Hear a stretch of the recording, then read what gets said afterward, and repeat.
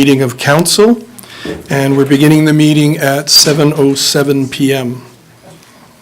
Our first item is the confirmation of agenda. Councillor Cox, do you have anything for the agenda? No? Councillor Peterson? I have one thing, Your Worship, one very quick thing. Where would you like that? Just under questions between councillors and council statements. And Councillor Cox also has one under there, Your Worship. That's great, good. So do you know if she wants to go before you or after? She doesn't want to go before. She wants to go before you, okay. Thank you. Anything else, Councillor Peterson? No, thank you. Okay. Councillor Corbio? Nothing, Your Worship. Thank you. Councillor Sobel? Your Worship, I have a short matter under 3 under presentations. I also have a report under 8.1 and 2 items under 12 questions. Thank you. Councillor Bauer? Nothing to report, Your Worship. Thank you. Councillor Montgomery? I have nothing, Your Worship. Thank you. So I'll be looking for a motion to, Councillor Cox? Your Worship? Yes. I had that reversed. I've got 2 items under 3. I'm sorry, pardon me. I've got 2 items under 3 and 1 under 12. Thank you. Okay. Councillor Cox, did you want to add an item? Yes, Or- Your Worship. oh. Sorry, I just wanted to say that I do have a report too. Under committees? Yes, I do. 8.1. Okay, thank you. So Councillor Cox and Councillor Corbio will be reporting under the committee reports.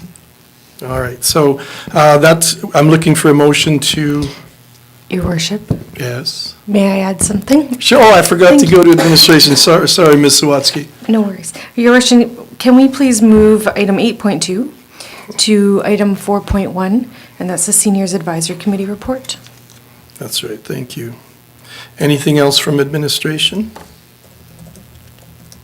No, Your Worship. Thank you. So I'm looking, The agenda as amended, Your Worship. thank you, you've all heard the motion. All in favor? That brings us to item 3, presentations and recognitions. Councillor Sobel? Thank you, Your Worship. So there's been much discussion and activity in our downtown recently, but I would like to highlight one particular business, if I may. The Strathmore Flourish Shop regularly gets accolades for being an inviting and friendly place for customers to buy flowers or browse for gifts. Brian and Linda Code are consistently generous in giving back to this community. Their floral masterpieces are often seen at local fundraisers and have been known to attract high bids at charity auctions. Their annual customer appreciation held in December boasts treats, sweets, and gifts, as well as an amazing eggnog concoction, apparently I haven't imbibed. I'm focusing on this business tonight for a very specific reason, however. This year, Brian and Linda Code are celebrating their 40th year of having their business here in Strathmore. 37 of those years are in the location that they're in right now on 2nd Avenue. This is an absolutely amazing feat, and I can only hope that they are planning on another 40. In the meantime, Your Worship, I would like to make a motion that a letter of congratulations be sent to them from the town and signed by the mayor. Thank you, Councillor Sobel. You've all heard the motion. All in favor? Motion is carried. And Councillor Sobel, did you have a second one on item 3? I do, Your Worship. And I'll even stand for this one. It's not my intention to embarrass our mayor tonight, but the fact remains that we as a council are very pleased to have Pat Fuel as our mayor. We're also quite proud of the fact that this man has donated 34 years of his life to teaching and guiding so many of our young people. As a teacher, Pat has been respected, cherished, and loved. Well, their loss is our gain. Last week, Pat officially retired as one of Strathmore High School's long-time teachers. It is this council's pleasure and profound honor to present Pat with a small token of our respect and appreciation for all he has done in this town's educational system. If you could come up front, Your Worship, and if I can get council up with us, please. And you go ahead.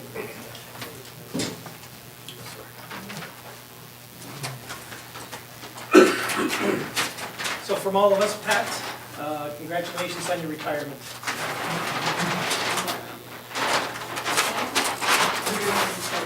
Upside down.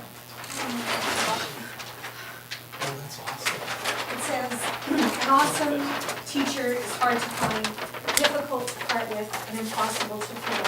1983 to 2017.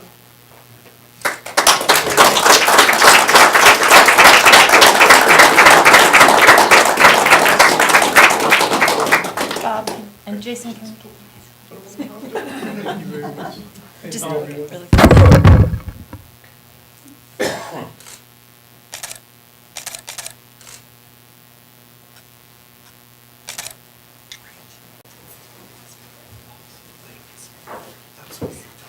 Thank you very much. I really appreciate all of you.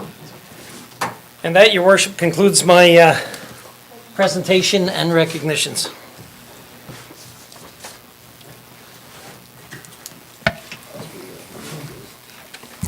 Just before we go on, I wanted to thank everyone who was involved with that. I thank my fellow counselors and anyone who might have been a part of it. It's very much appreciated, and I know right away where it's going to be going. It's going to be going right in that office behind, and it's going to be there for 4 years for sure. So thank you very much. That brings us to item 4.1, delegations. Robert Phillips from the Seniors Advisory Committee to give us a presentation. Mr. Roberts? Mr. Phillips, sorry. I'm a little rattled now. That's okay, I've been called worse. Okay, Mr. Your Worship and Councilors and ladies and gentlemen, it's my privilege to represent Seniors Advisory Committee. I was asked to do this housing presentation quite a while ago. And it took a lot of looking around to Strathmore to see and learn a bit more. I've been here 10 years, and my wife and I are happy to be in this community. But I need to let you know a bit about who I am, because any Joe Blow could stand up and say a lot of stuff. And you might call me Joe Blow later. My background, in short, was 50 years in the commercial insurance business. That can sound boring, but I'll tell you that it was far from it. Because my specialty was dealing with government, municipalities, contractors, builders, and unusual events, such as the 1978 Commonwealth Games, the 2012 Olympics for the Canadian team, the SARS concert in Downsview. One of the scariest moments for me was trying to be convinced by a contractor that it was okay to sit under a building as they lifted it with all the people still working, took out the old foundations, put in the new ones, and set it back down so they could run the LRT under it. My point here briefly is that that kind of experience led me to always examine from the widest perspective what was relevant. And from there I'll proceed with the presentation. What I found was that when you look at seniors housing, which is in a lot of trouble across this country, and to some extent here, that you can't look at it in isolation. I mean, it's affected by the economy, especially now, which is changing extremely rapidly. The populations are changing very rapidly. And so I had to broaden and look at the effects. And I'm saying this because as we get into this presentation, some of it I'm sure you're going to say, well, What has that got to do with seniors housing? But I promise you we'll get there.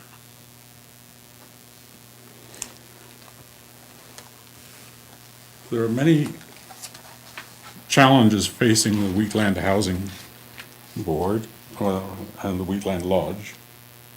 And as far as the Wheatland Lodge is concerned, I have been in it and looked around, and both as my background as just an independent senior that might, I'll say independent, my wife's here, I'm not independent yet, as what it would be like to retire there. And the present lodge has some significant challenges, both from construction point of view and maintenance point of view, and no ability to really expand any further. I was aware that there was a proposal for a new lodge, and I heard at, I think it was at the councillors' presentations too, that this lodge would accommodate 125, the expansion to 150, and that this would do Strathmore for 50 to 60 years. It's not going to happen. The building might last 50 to 60 years, but the type of accommodation, and I know what's controlled under the Housing Act for seniors, it just won't go far enough as the population ages and the health of seniors changes. So I will be addressing some of that. So 67 of 95 residents currently receive supporting living at the Wheatland Lodge. Sooner or later, there will be a need for more of these residents to be in long-term care. Where are they going to go? And there's going to be a dramatic growth, as we'll talk about later. And long-term care is a big problem across this country. And the other part of it is we need to address home care, affordable housing, and so on.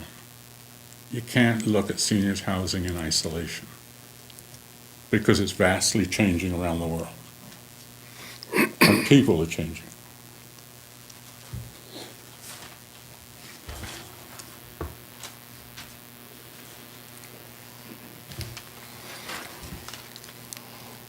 According to the Canadian Institute for Health Information, over the next 20 years, Canada's senior population will grow by 68%. The 75 and over age group will double in that same time. Outside of the Northwest Territories and Nunavut, Alberta will have the largest growth. The 2016 Canada Census shows there are 5.9 million Canadians aged 65 and older. It is estimated that by 2026, over 41%, 2.4 million, will require paid and unpaid care support, up 71% from 2011. By 2046, this number will increase by at least 50% to 3.4 million. And 8 years from now, 600,000 plus additional seniors will require long-term care. In Strathmore, the over 65 senior population at 2040 will be approximately 40%. That is an extrapolation from the census. I think it's very questionable as to whether it will take till 2040 to reach 40%. I think it's going to be sooner. Now, you can't it's not something you can put in stone because there could be a lot of population shift in theory. But if nothing much changed, that's what you'd be faced with. Research has shown that the increase may well occur by the mid-2030s and will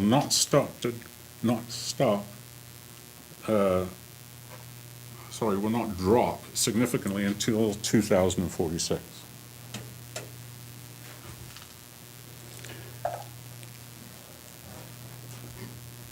In the economies of the developed nations, particularly in North America, there is expected to be a 38% loss of jobs by 2030, primarily in transportation and manufacturing and warehousing and retail.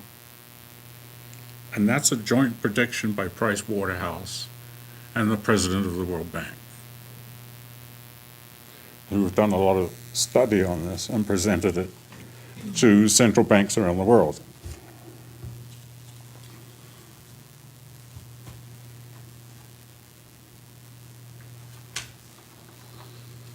"33 to 45% of all jobs are likely to become part-time or contract in the next 10 years, resulting in a decrease in access to pensions." And one point, Ontario has already started to recognize this in developing a pooled pension for people that are in part-time and contract work and end up moving from job to job. With the senior population increasing at a rapid rate in the Western world, the 6 largest economies, including Canada, by the 2030s will have accumulated $2.2 trillion in pension debt. Maintenance of those ongoing pensions is going to be difficult. Especially millennials will not have enough pension to retire on. They will need to work well into their 70s. There will be a few exceptions, as there always is, going to be a wealthier section of any population generation. In the Western developed nations, there will have to be increased focus on jobs that require ongoing human capital type of occupations. In other words, occupations that can't be absorbed by automation.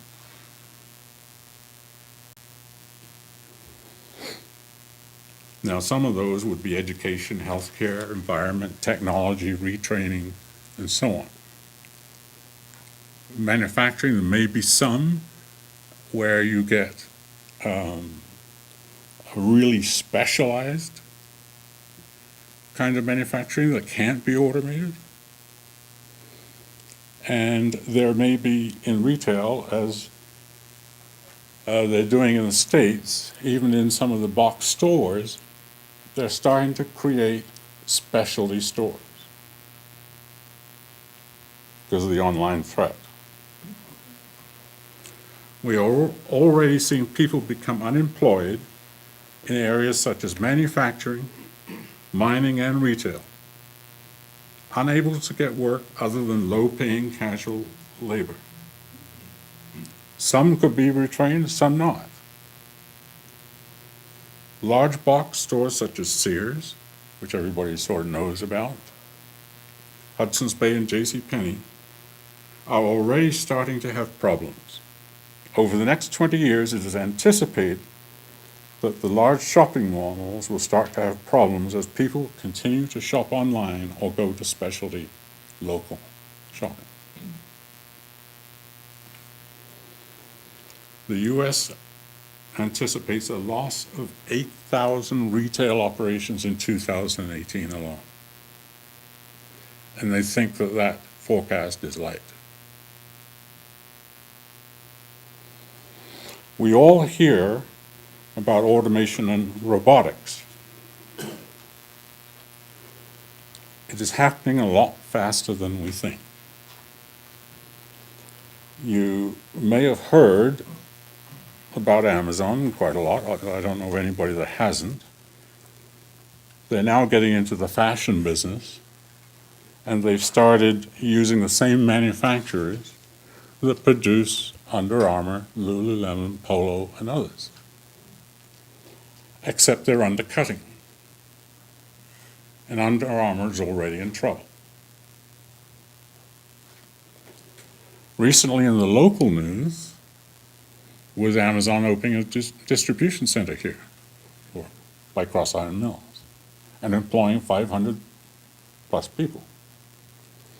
It's interesting in that Amazon have stated very firmly that over the next 10 years, those distribution centers will essentially be all automated. That doesn't mean that every job will go, but a good portion of them will.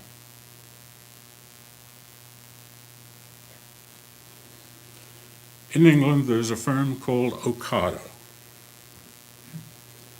It is strictly a grocery store, but a little bit more because England's grocery stores carry wines and toys and stuff. But it's strictly online. The Ocado has no stores. They have a vast grid. It's like a football field on 2 levels. And they have 50,000 pods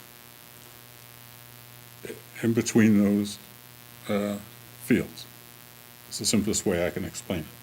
And they have rails running up and down the top field.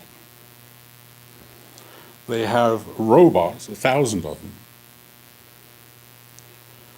that speed across rails at 13 feet per second, passing within millimeters of each other, and picking up products and bringing them back and dropping them into the distribution. They can do your grocery order of 50 items in about 5 minutes. Ready to go out the door. Not only that, they'll deliver it to your house in an automated pod. Driverless. It will just show up. It will contact you. You go out your front door and pick up your groceries. It's the way of the future.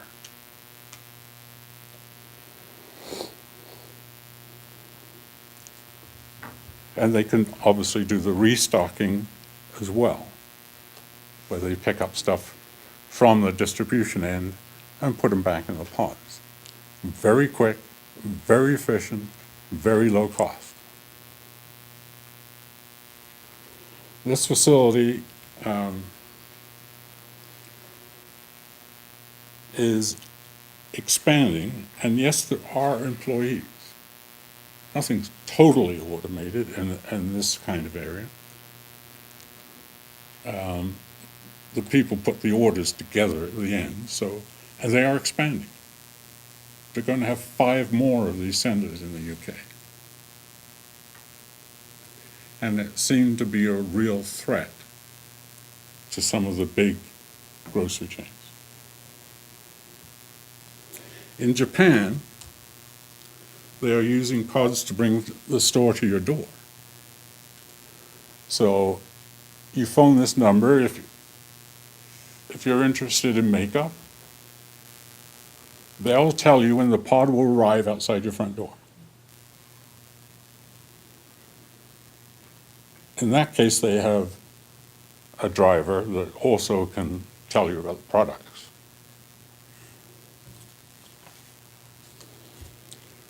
Walmart is already trying out robots in the States for doing restocking and tracking stock and cashierless checkouts. And cashierless checkouts are coming quickly. We need to understand the changing economy, as many people's livelihoods will be made redundant over the next 10 to 20 years. Some will be unemployed or retired early, and millennials will occupy the majority of human capital jobs. In my view, council should consider these factors so that they may attract the right commercial industries to Strathmore. It would be no good hiring a sizable manufacturing job that's likely to be automated in the next 10 years. You need sustainable long-term commercial operations, maybe tech operations, maybe environmental. In other words, human capital. This community cannot survive long-term on residential taxes and the limited commercial businesses at present, in my view, and especially if seniors make up 40% of the population.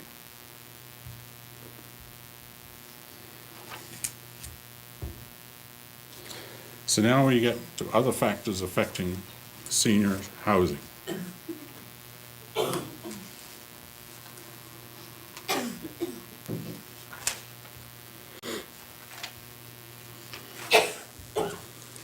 And I'm going to talk about the generational segments briefly.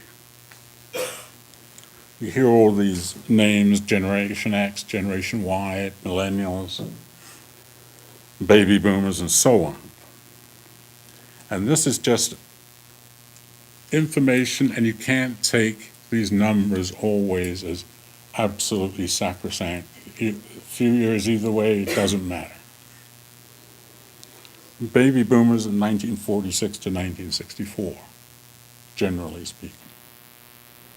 Generation X is 65 to 80. Generation Y is 81 to 2001. And Y is split up into Y1 and Y2. Y2 would be 81 to 90,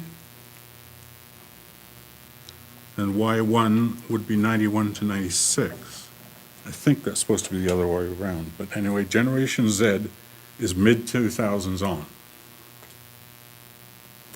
Generation Y is age 21 to 26, and Y is 27 to 36.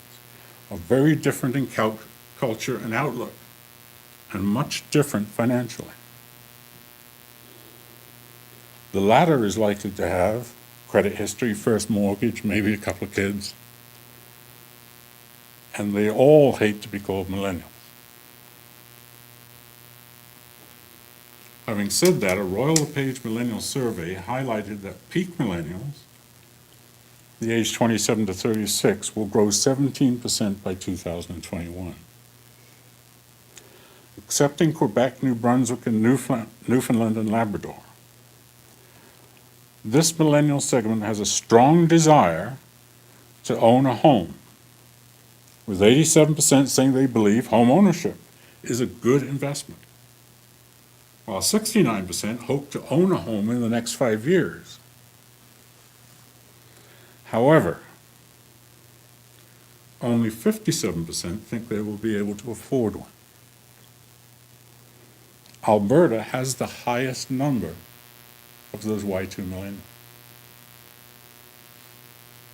at 42%. And 32% of that group in Alberta, as a result of the new mortgage rules, doubt that they will ever be able to qualify for a mortgage. Further, 44% do not want to risk home ownership because of job uncertainty. The 2011 Canadian census identified 3.9 million homeowners, mostly baby boomers, including seniors that are staying in their homes. as empty nesters and single occupants. These homes were traditionally the first homes that younger families and singles targeted to buy as seniors moved on, and it's just not happening. Not even half the demand from millennials will likely be met by baby boomers downsizing or seniors moving into other forms of residence. Young adults are living with their parents. A lot of us know about that. Or sometimes with more roommates than they care to have, or in some instances, choosing co-housing ownership with a group of like-minded millennials.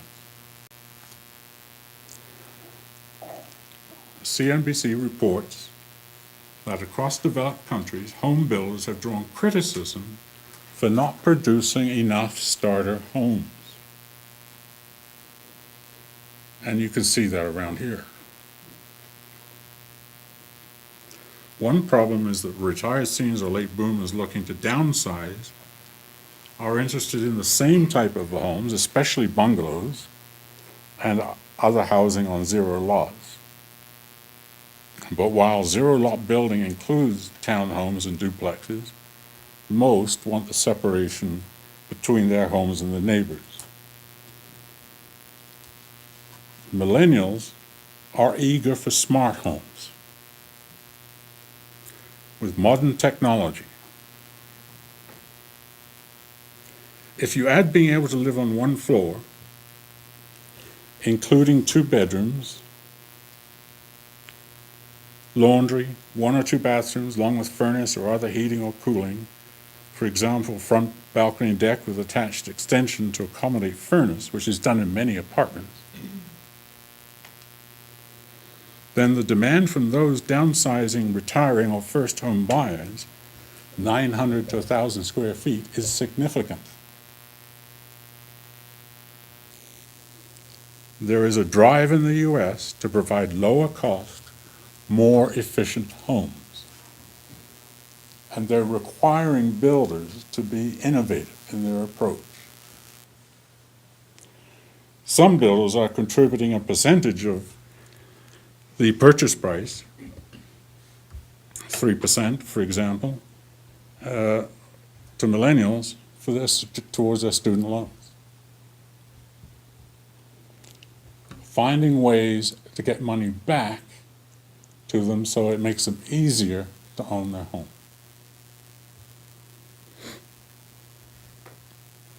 Being innovative with new homes contributes to an increased opportunity to own. It also frees up some of these senior homes when seniors realize this type of home would suit them better. According to the Canadian Home Builders Association, CHBA, they see a growing mismatch between housing demands and what the residential construction industry is able to supply, given today's planning, zoning patterns, and lack of available service land. While this is most evident today in Toronto and Vancouver, they see problems starting to develop elsewhere. And one of the criticisms I think you always hear from builders and developers is red tape. And some of that stuff needs to get streamlined.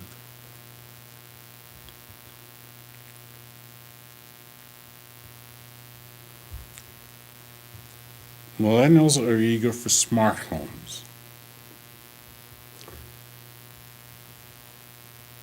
Energy-efficient homes with modern technology.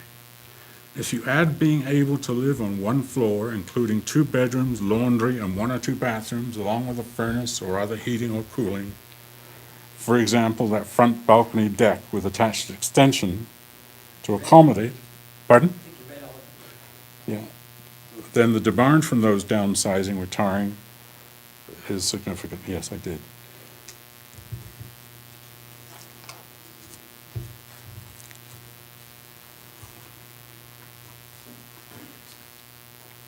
Over the next 10 years, we could see a shortfall of 300,000 plus family homes. And I'm going to talk a little bit about what's here. Seniors Housing Strathmore, Wheatland Lodge, In the report, it has all the details in terms of how many rooms and how many handicap suites and all of that. And senior self-contained apartments for independent living, such as Giffen Manor and Sunset Haven. And Sagewood, which may be not so well known, private for-profit, 36 one-bedroom and 6 two-bedroom, independent living plus long-term care and dementia care, 20 villa units that were sold for $300,000 plus, and 35 long-term care beds, to which they're adding 20 by the end of the year.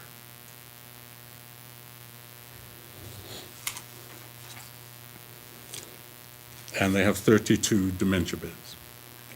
The care definitions get muddled depending on who you talk to. Home care offers seniors the ability to stay in their home with services such as personal care, physiotherapy, meal preparation, and transportation sometimes being provided as required. Independent living allows for those who can to enjoy the company of peers, programs, outgoings, meals, cleaning, etc. Quite often described by those who live in a retirement community as a stress-free, activity-based lifestyle. And that's if you can afford some of those retirement communities. Assisted living, quite often referred to as supportive living, an ideal arrangement for residents of all ages that need a little assistance, seniors who may have mobility issues, require assistance with medication or personal care, on-site support customized as required, which is sort of like the Wheatland Lodge. Long-term care and complex care offers cares for those who need around-the-clock assistance with daily living in an effort to respect personal dignity. Home care is provincially underfunded across the country. According to the Conference Board of Canada, the demand for home care services will increase at a projected rate of 3.1% annually to 2026. However, the rate of home care employment alone is anticipated to increase at only 1%, which is a problem. Fortunately for us right now, it's a little bit less of a problem here because of the economy, and home care providers can get and train home care personnel a lot easier right now. But they anticipate that once an economy starts to take off, it'll be very hard to find those people.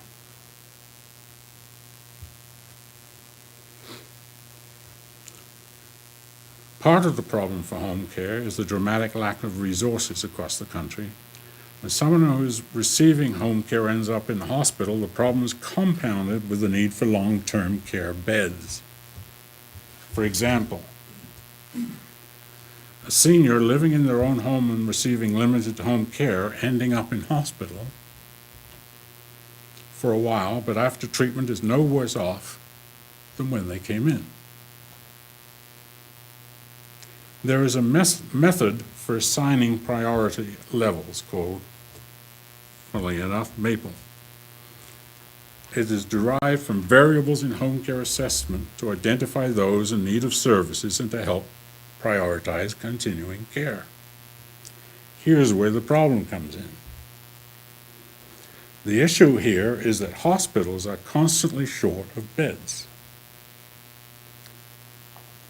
Although a senior in hospital may have been assessed under MAPLE with a low to moderate score, there is a much longer waiting period generally for home care than a residential bed.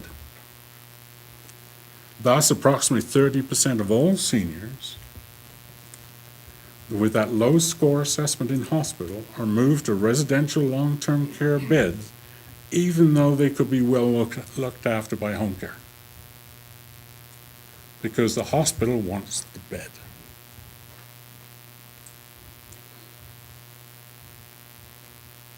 This reduces. Mr. Phillips, I apologize if I'm interrupting you, and I really hate to do this, but we do have a long agenda ahead of us, and I'm not sure that we'd be using our time properly to have this presented in such a long fashion. I'm wondering if there's a chance you could summarize, or my counselors and I could take away your information and read it and meet with you at a future date? Sure you can.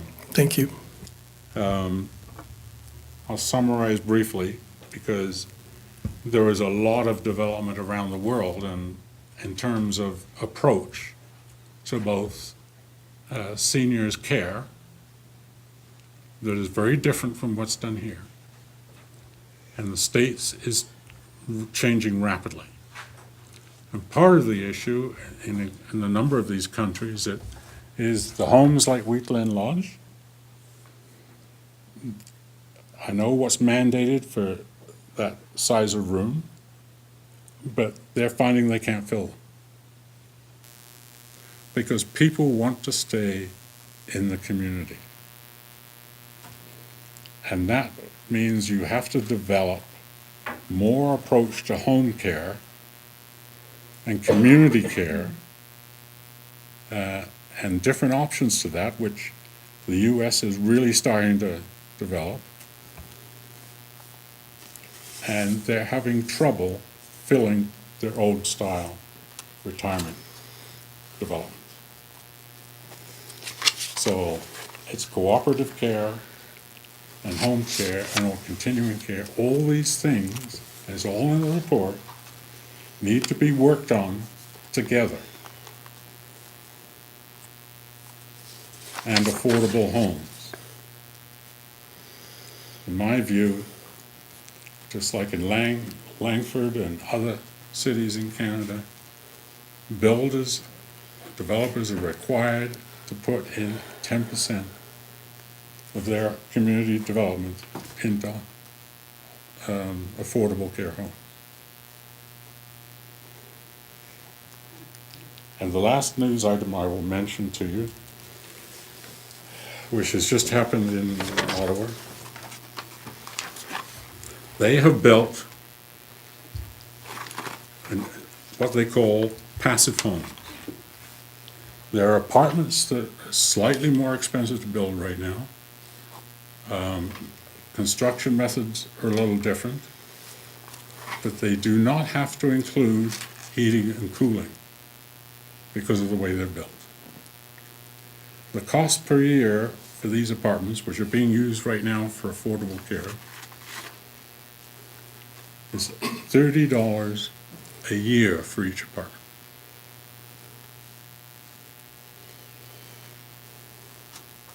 There is so much change going on. And my main concern here is that as a council and as a town organization, planning takes time, and then getting stuff done takes time. But time's running out. And if you can't get more of a modern commercial base that's attractive to millennials to live here and build up your tax base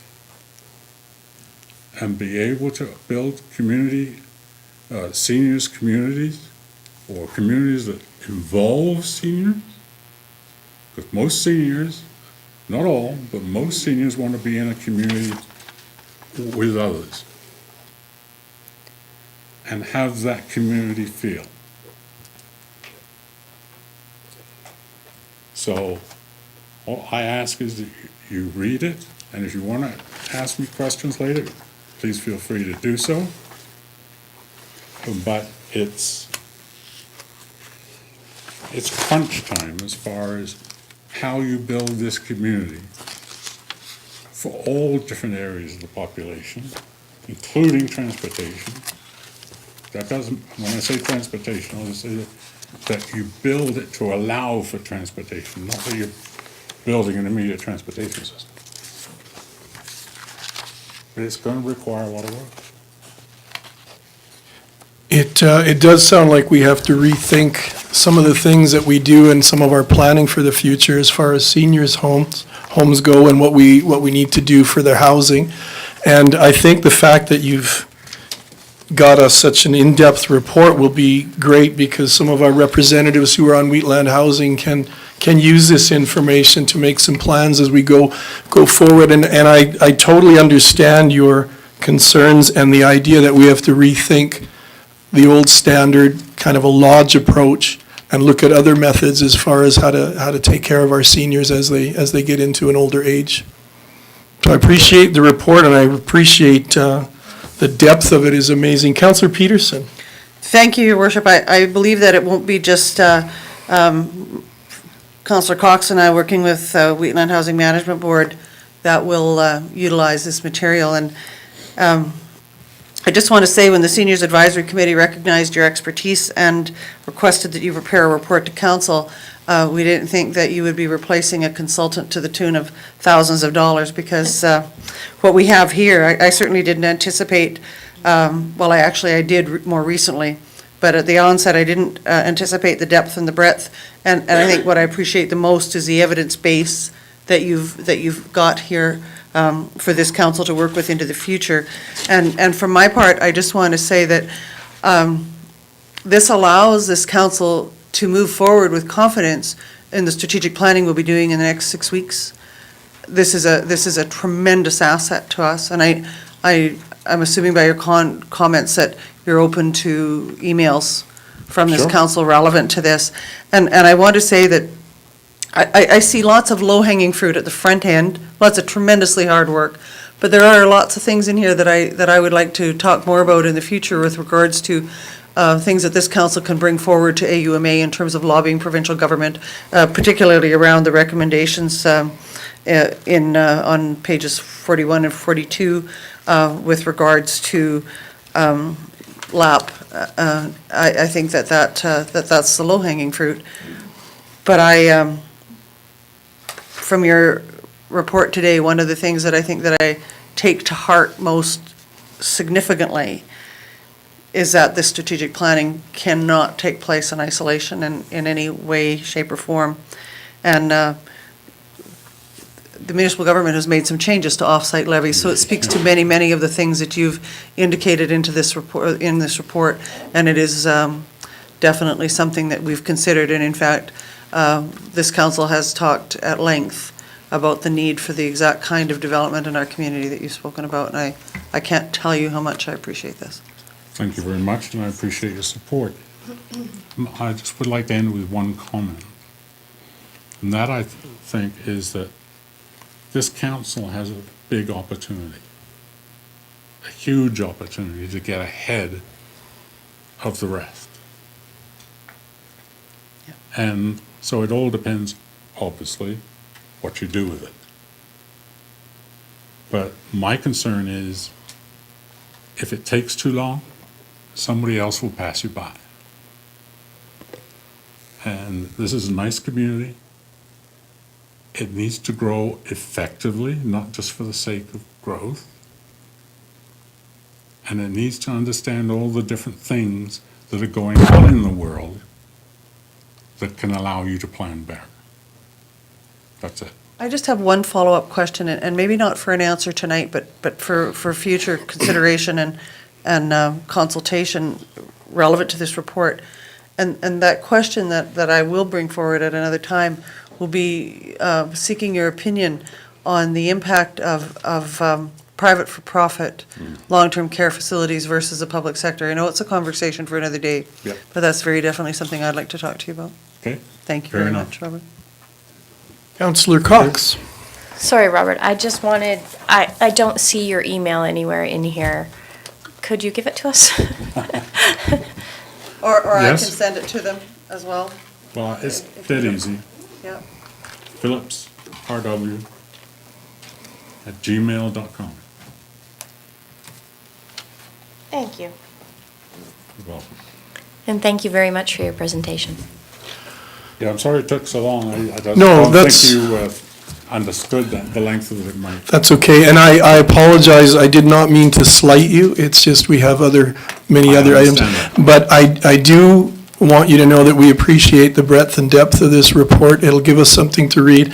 And as, if I can echo Councillor Peterson, we're about to do our strategic planning in January, and this is going to be a good start to rethink and relook at things that we're doing as we plan for the future, the far future. So thank you. Thank you.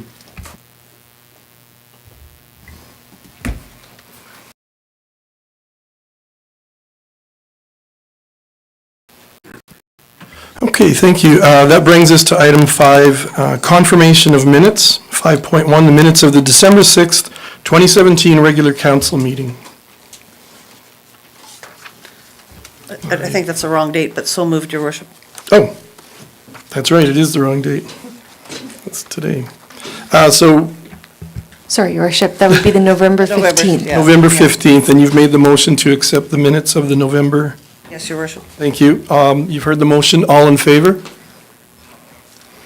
That brings us to item 6. We have no tabled items. Item 7, items from administration, and that brings us to 7.1, council committee appointments.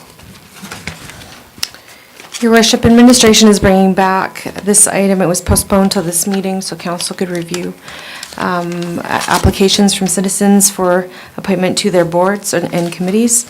In your package and at your desk, you have a list of recommended appointments to the committees, and administration is recommending all of those appointments. There are a number, one committee where there are 2 new applicants, but at this time, council, the committee only has 1 vacancy, is what I'm trying to say. Oh, Councillor Sobel, sorry. Thank you. And I will deal with that issue that was just raised by Ms. Sawatsky, and that is the Sustainability Committee. I reviewed both applicants for the position, and to be quite honest with you, Your Worship and Council, I find both of them immensely qualified to be on a Sustainability Committee. Probably a little overqualified, but I would love to have them both on, and the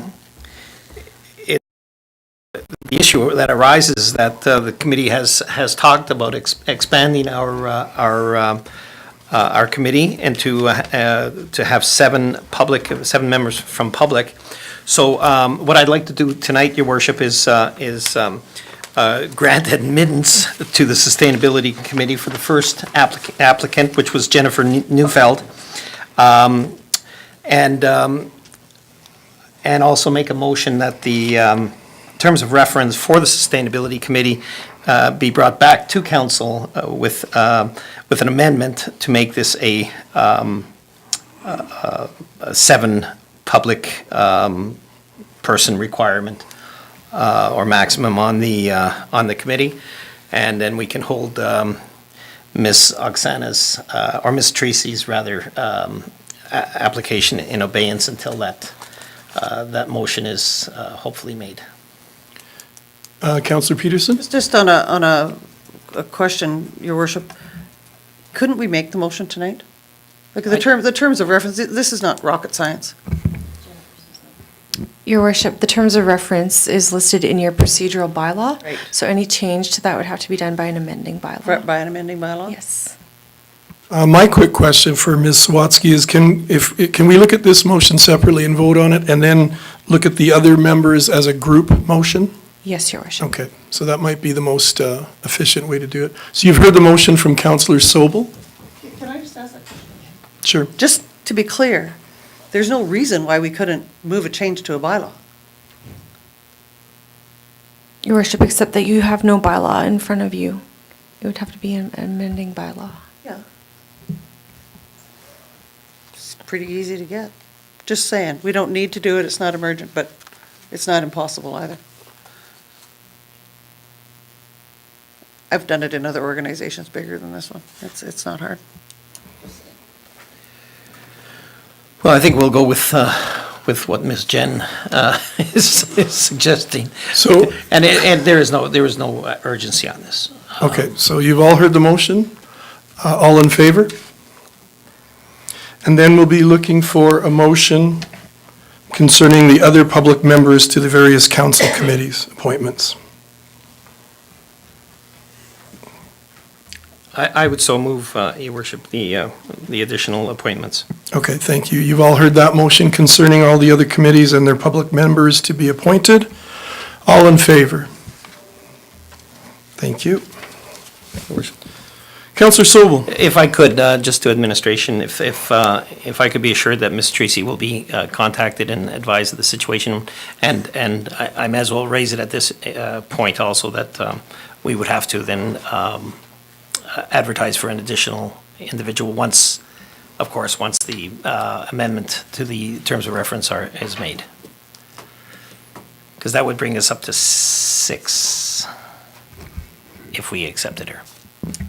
Yes, Your Worship. Thank you. Thank you.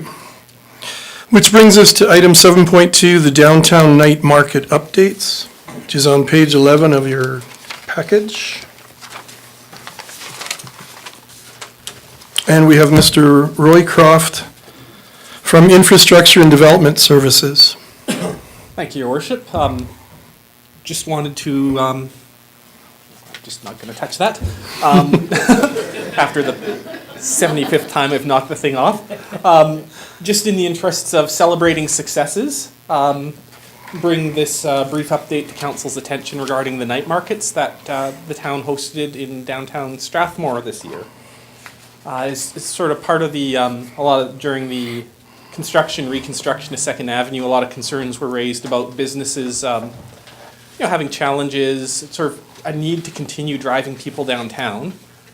And it's sort of an interim, very small, very shoestring economic development activity. The town hosted 3 night markets in the downtown core on August 23rd, September 29th, and November 24th. Overall, the sentiment is generally that these were very successful. Certainly, in retrospect, some lessons learned would have included holding account for these to get numbers. But generally, the feeling is certainly about 300 attendees at the first one, probably 150 to 200 in the second, and over 400 for the third. So really strong attendance for, again, very low budget, very quickly planned activities. I would personally like to thank, I'm the one who gets to be up here presenting this, it really was a lot of the younger staff that showed, frankly, amazing energy in putting these together. So that would be Mr. Chuck Proctor, Ms. Lauren McGugan, and Ms. Megan Lilico really took the lead on this and just demonstrated some truly incredible energy putting these together with minimal resources and minimal direction from senior management. So really want to congratulate them. And I think as part of the economic development discussions that we'll be having with council going forward, we'll be looking to see council's blessing to determine what sort of longer term permanent, monthly type markets Strathmore can put together. So just really wanted to thank staff and bring to council's attention that we'll be discussing this later later next year, I guess, 2018. Thanks, Your Worship. Thank you for your report. Councillor Peterson. I really appreciate what happened, and I think it's really wonderful. We've just, council's had some queries relative to future markets that maybe we can include some more attention onto the 2nd Street, 4th Avenue as our businesses in our attempt to intensify the downtown development, that we would include that area in more intensively in the future. And Councillor Montgomery brought up an excellent point just recently that just was extremely sensible, and I think showed a great deal of wisdom, and that was that the night of the Santa Claus parade, we had hordes of people like I've never seen for that parade in the downtown, and that we should consider putting the night market consistent with that. I think that's a wonderful idea and a consideration for next year, and I just echo your thanks for your team. Really appreciate it. Thank you. Any other comments or questions from councillors? And I would like to congratulate the staff on all their work that night as well, and the efforts to bring those downtown markets. I appreciate also the fact that you share the credit with your younger members, and Councillor Peterson also, that you recognize Council Montgomery's comments. I think that's a really good suggestion to bring forward as we look at next year and the year after's Stampede, Santa Claus Parade. So I'd be looking for a motion as far as accepting the information as a report. Councillor Bauer. I would like to accept the information as presented. Okay, thank you. You've all heard the motion. All in favor? Ms. Sawatsky, do we need to do anything as far as, I was just going to say, can we just take 2 minutes for the comfort of the House? okay, could we Just adjourn for 2 minutes? have a motion to adjourn for just a couple of minutes? All in favor? Yeah. It's okay.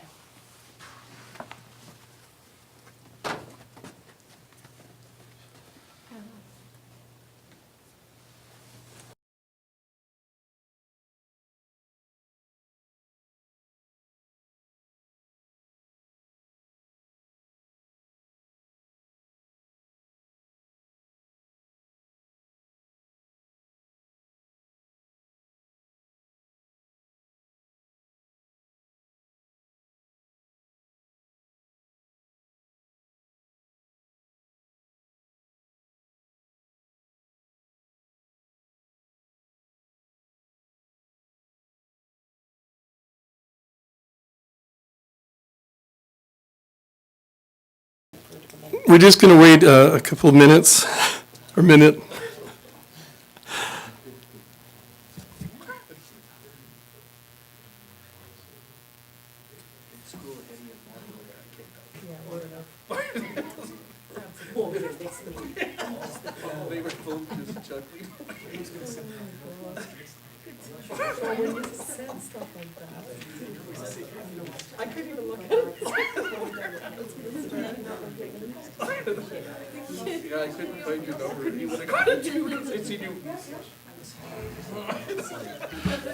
Ms. Sawatsky, could you show Councillor Cox has returned at 8:10 and we'll resume the meeting, which brings us, I hope, to item 7.3, George Freeman Trail and Infrastructure and Development Services. Mr. Rio.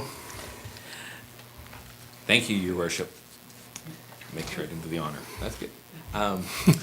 Tonight I'm bringing forward a report for information, the design and reconstruction of George Freeman Trail structural crossing bridge replacement. Council authorized in 2017 an $800,000 budget with funds supplied from the federal gas tax to replace the George Freeman Bridge crossing the WID Canal. The objectives of this project were to rebuild the bridge with 2 vehicle lanes, a pedestrian walkway, and an expansion for future lanes. Once the design was completed and tendered for construction, was posted on APC for 3 weeks. The tender closed on October 11th, 2017. The lowest bid was Blackie Site Works at a cost of just over $1 million, which with contingencies and other costs would have brought the project in at approximately $1.2 million. That's close to a $400,000 or 50% over the budget. Because of the scale of this budget overage, staff has recommended that the project be redesigned and retendered. Staff believes that there are cost-saving opportunities by changing the bridge's cross-section and lane arrangement. Also, after reviewing, staff believes the project needs to be redesigned to better reflect the current needs.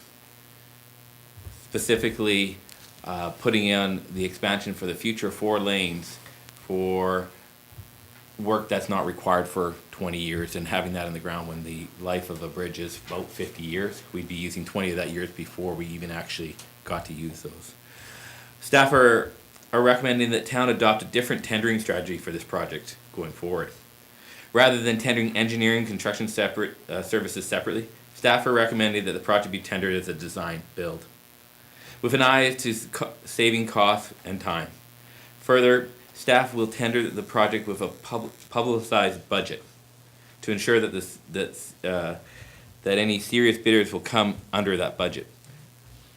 It is a belief that staff that It's believed by staff that this approach will spur more innovative and cost-effective bridge designs than the previous process. It is also expected to lead to submissions that are more in keeping in line with the budget. Any redesign would still be required to meet council's requirement, a 2-lane bridge with a separate pedestrian walkway, and also meet the requirements of the WID and Alberta and our standards, obviously.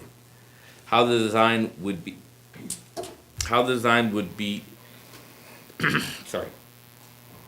The actual design would be up to the design bridge contractor, so there's some savings in there and there's innovation there. So timeline, the bridge was originally expected to be completed in late 2018.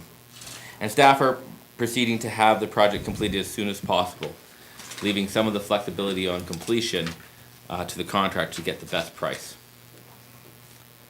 Any questions or concerns? Thank you. Councillor Sobel? Thank you. Just a couple of quick questions, Mark.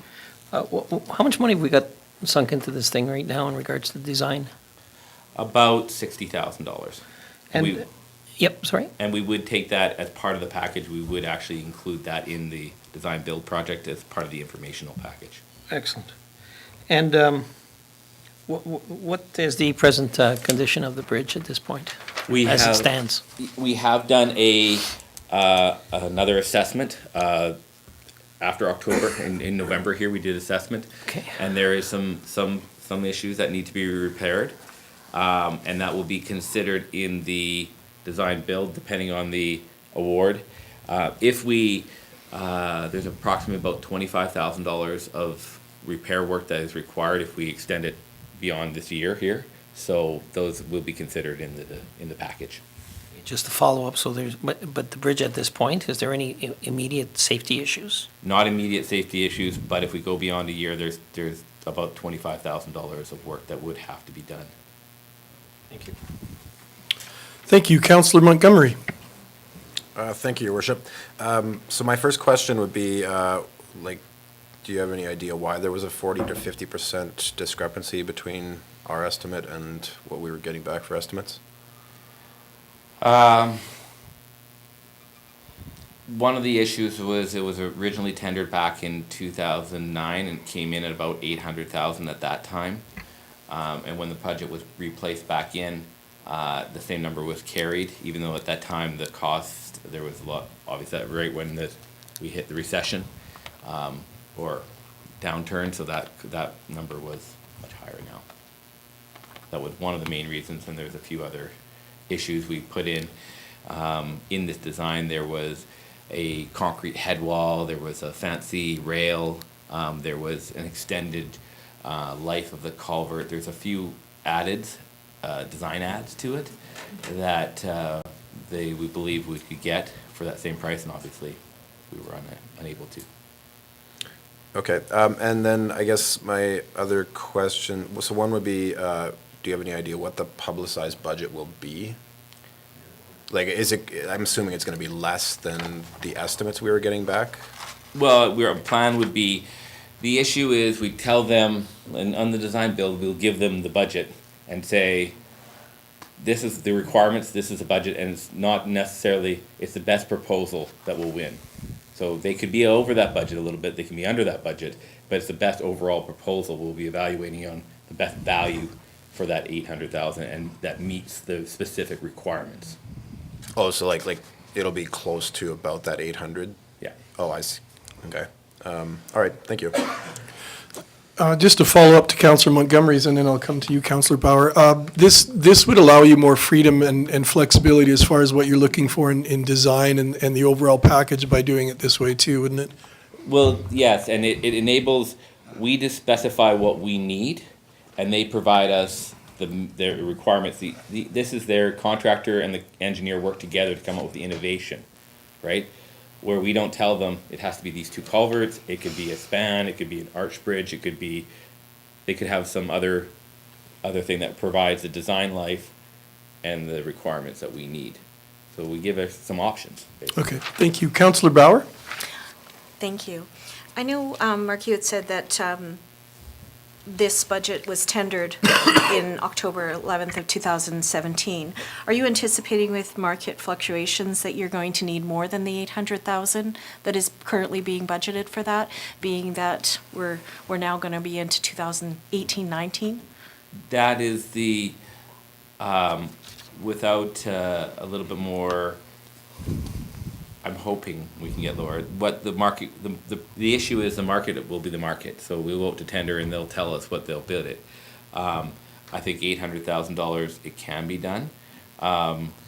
Would I rather have 900,000? Probably, but then again, if someone came in and gave me a design built and I said the budget's 800 and they did everything and they came in at 900, right? And that was the best value, I could come back to council and ask for the extra money, right? But the idea here is there's no guarantee when we go to the market that we'll get a lower price. It's just our belief that with the new process that we're trying to do here, that there's going to be some innovation and we'll have some cost savings. Thank you. Are there any other questions? Then I think we're looking for a motion to accept as information the report. Councillor Corbeil? Move we accept the information from the report. Thank you. You've all heard the motion. All in favor? Motion is carried, which takes us on to item 8. Thank you very much, Mr. Will. Item 8.1, reports from councillors from committees on which they sit. And I believe Councillor Sobel had one, and I think, yep. Thank you. Councillor Sobel. Thank you, Your Worship. I just want to let council know that I attended my first board meeting of the Strathmore District Chamber of Commerce. It's a new committee for me, and I must say I'm impressed with the people that were around the table. It's a very energetic group, and they're planning a number of sessions with speakers, some very interesting speakers over the next 18-month period, and of course, that'll be very widely advertised once all the details are known. There was lots of information. They're talking about one of the meetings being in regards to meeting the mayor. We'll talk about that. But it's an interesting group, and I guess at the end of the day, I just want to emphasize how I think how advantageous it is to impress upon our businesses that this is a group that's certainly moving forward, and I think there's benefits to each business being part of the Strathmore and District Chamber of Commerce, and I would certainly encourage anyone that's interested in finding out more about them to contact them and perhaps become a member. And that's all I have, Your Worship. Thank you, Councillor Sobel. Councillor Cox. Thank you, Your Worship. My committee was Community Futures. Very huge group, was very shocked to get there. There was 20 of us around a big table, very nice group. From very far away, people come, so I was very thankful that I'm right here in town. But on that other hand, I was appointed as the secretary-treasurer due to my ability to sign checks. Some key points were that, I don't know if any of you know, but Ron Cox is transitioning himself out of Community Futures, and it looks like he is on track for 2018. He will be finished sometime between July and September. I'm sure everyone will be very sad to see him go, but I'm sure he's very excited to get there. They told us a little bit about their training sessions. The one thing I did want to mention, they Community Futures partnered with Bow Valley College and sent out a survey to 412 businesses in Strathmore. Only 136 participated, with only a 32% of those businesses wanting to answer questions. The other ones, 46% declined to answer any of the surveys, and 26, there wasn't enough time to get to the 26%. They don't have the results yet, but very sad numbers, in my opinion, but we'll see how that works out. The Community Futures itself, everyone is in,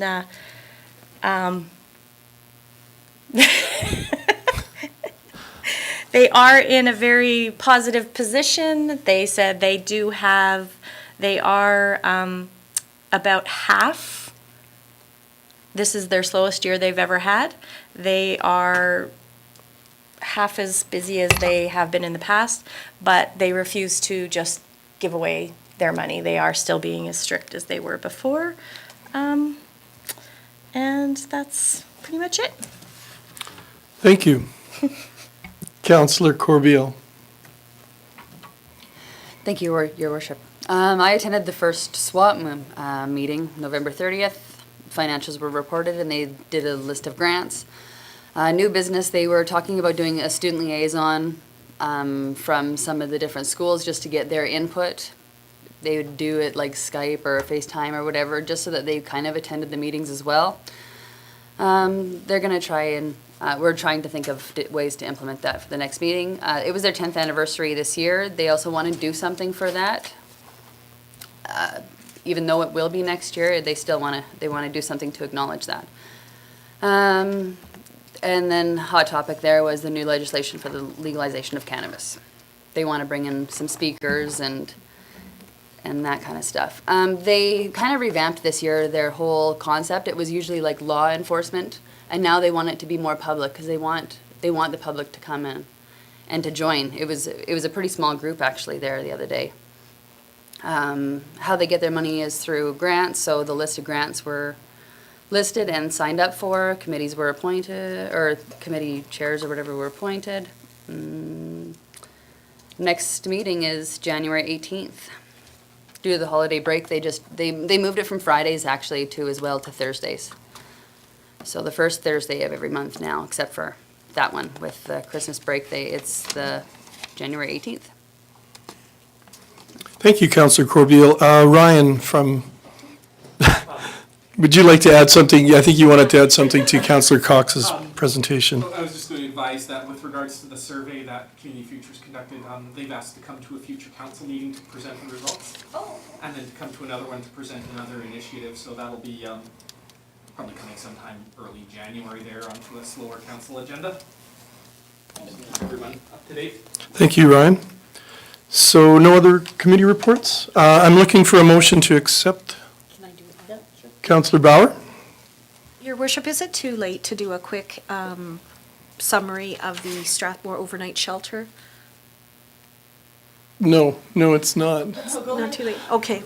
I would like to just say that we did meet on November 25th for the Strathmore overnight shelter. They have, at that time, they were anticipating 2 more weeks of construction on the shelter. They have the building insurance through Ecclesiastes.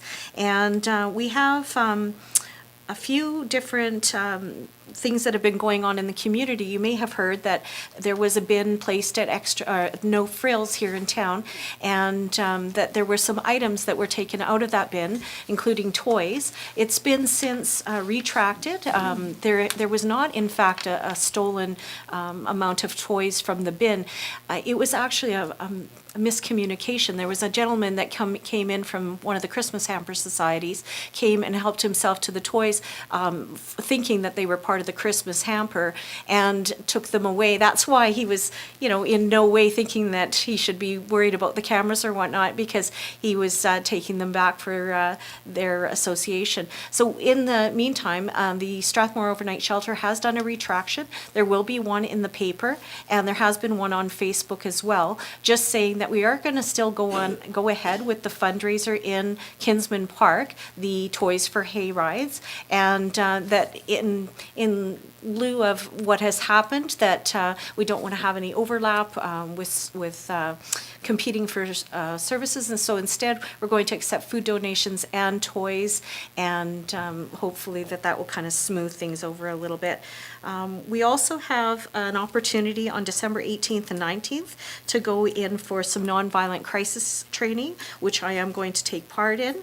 And We have a couple dates. If I could ask council to just save the date for January 20th, 2018. There's a dinner silent auction here in town at Legends. It will be Steel and Timber playing, and we'll have tickets available for the public between $10 and $40. Hopefully, I can recommend that council member reserve a table for us, and that we're able to go, and that we have other fundraisers coming in February. We're going to be meeting on next meeting, December 9th, this Saturday at 8 a.m. And Councillor Peterson, did you want to add to that? Only that the February event is the coldest night of the year, was a big success, walk through Strathmore to support homelessness. The shelter raised about $6,000, I think, last year in that effort. I think we'll do better this year. Last year, it was very short notice, and we still did really, really well. The mayor always comes and walks, and council supported that activity fully.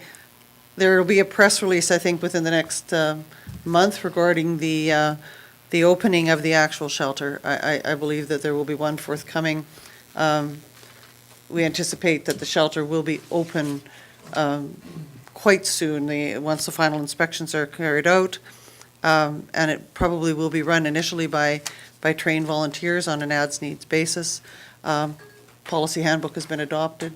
It's a hard-working group and a long-awaited, long-anticipated need to be filled in the community, and very appreciative of those. We have a question. Oh, question, Trent. Sorry, I didn't get the date of the fundraiser for the sleigh ride. That's the Saturday. Thank you. And from 1 to 5, Lorraine? 1 to 5 p.m., yes, at Kinsman Park. Councillor Bauer, did you have anything else to add? No, thank you. No, okay. So I'm looking for a motion then to accept the committee reports as information. Councillor Cox? I so move that the council accept all these reports. You've all heard the motion. All in favor? Motion is accepted. Your Worship, Councillor may I Peterson. interrupt you? Sure. Your Worship, I think we have an oversight with regards to the accepting the information from the Seniors Advisory, and with your indulgence, I would like to make a motion regarding 8.2. Okay. Or now the new 4, whatever it was. So I would move to accept the Seniors Advisory Report on the seniors' housing for Strathmore as provided by Mr. Robert Phillips, and that council ask administration to prepare a letter of thanks to Mr. Phillips and the Seniors Advisory Council for their comprehensive work in carrying out their mandate as an advisory council to the Strathmore Town Council. Thank you. Thank you, Councillor Peterson. You've all heard the motion. All in favor?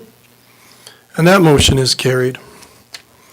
So item 10, bylaws, 10.1 bylaw number 17-16, waste management bylaw. Your Worship, if I can Okay. interrupt you again. Sure. Sorry. In your package on page 18, there's a letter from Communities in Bloom requesting representation from council for their committee. And just wondering if council would like to consider that. May I ask a question for clarification first, Your Worship? Yes. Can you review the dates of the January meetings? Because I know January 24th is a Wednesday. Your Worship, I'm pretty sure the young Mr. Huckstead is making faces at you.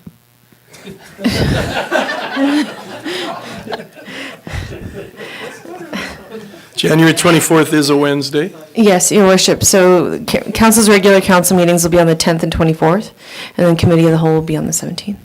So there is a conflict. Yes.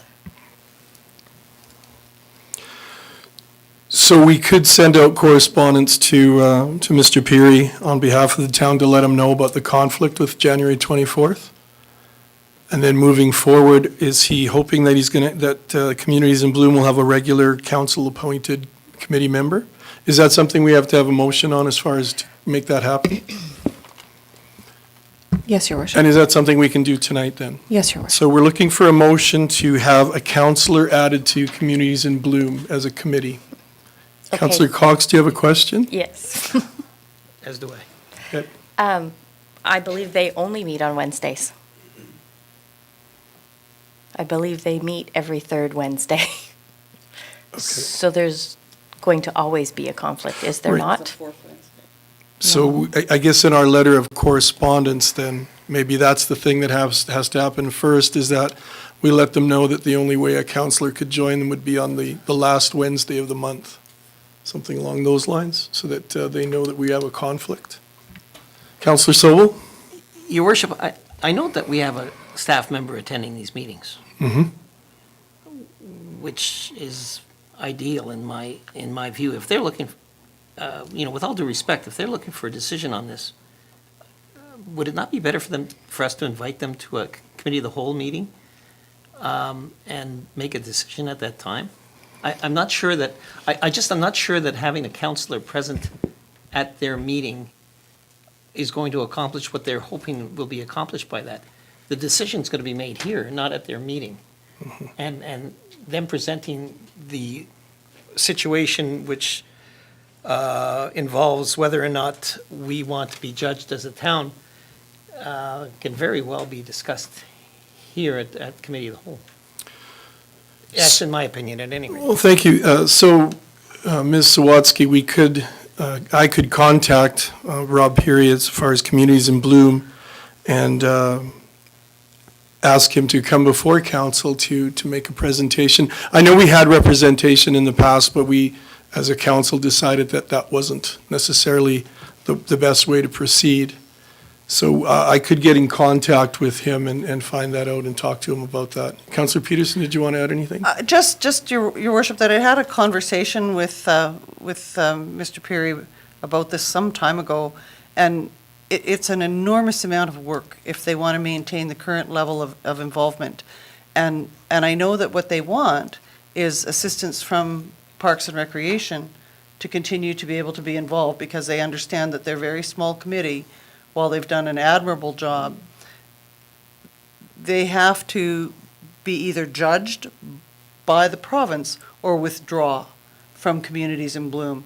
For a long time, they were able to accept a different level of status, but that only, I think it was 3 years that they could do that, and then they had to resume.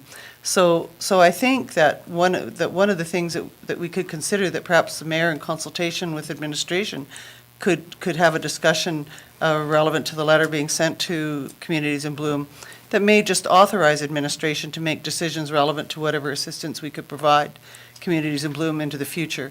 And maybe that would need to happen after a presentation to this council. Yeah, that makes a lot of sense. We could invite them as a group to make a presentation, and then I can, in the meantime, contact Mr. Peary and talk to him about what they're looking for as far as maintaining their Communities in Bloom status.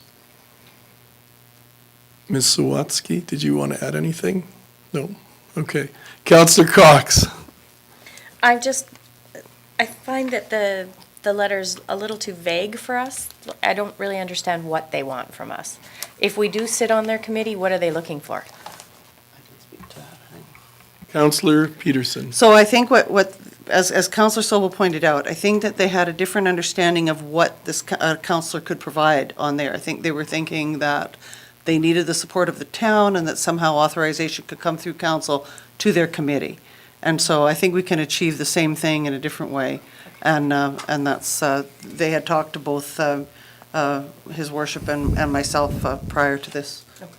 Okay, so rather than a motion concerning a council member added, we'll leave it at the way it was, that I will contact Mr. Peary, and we will extend an invitation to have them come before us if they'd like to make a presentation, and we can go from there. So, hopefully, we can now move on to 10.1 bylaw number 17-16, waste management bylaw. Thank you, Your Worship. There we go, Matt. Oh, there's Matt. Perfect. We'll just let the TV come on there and get going.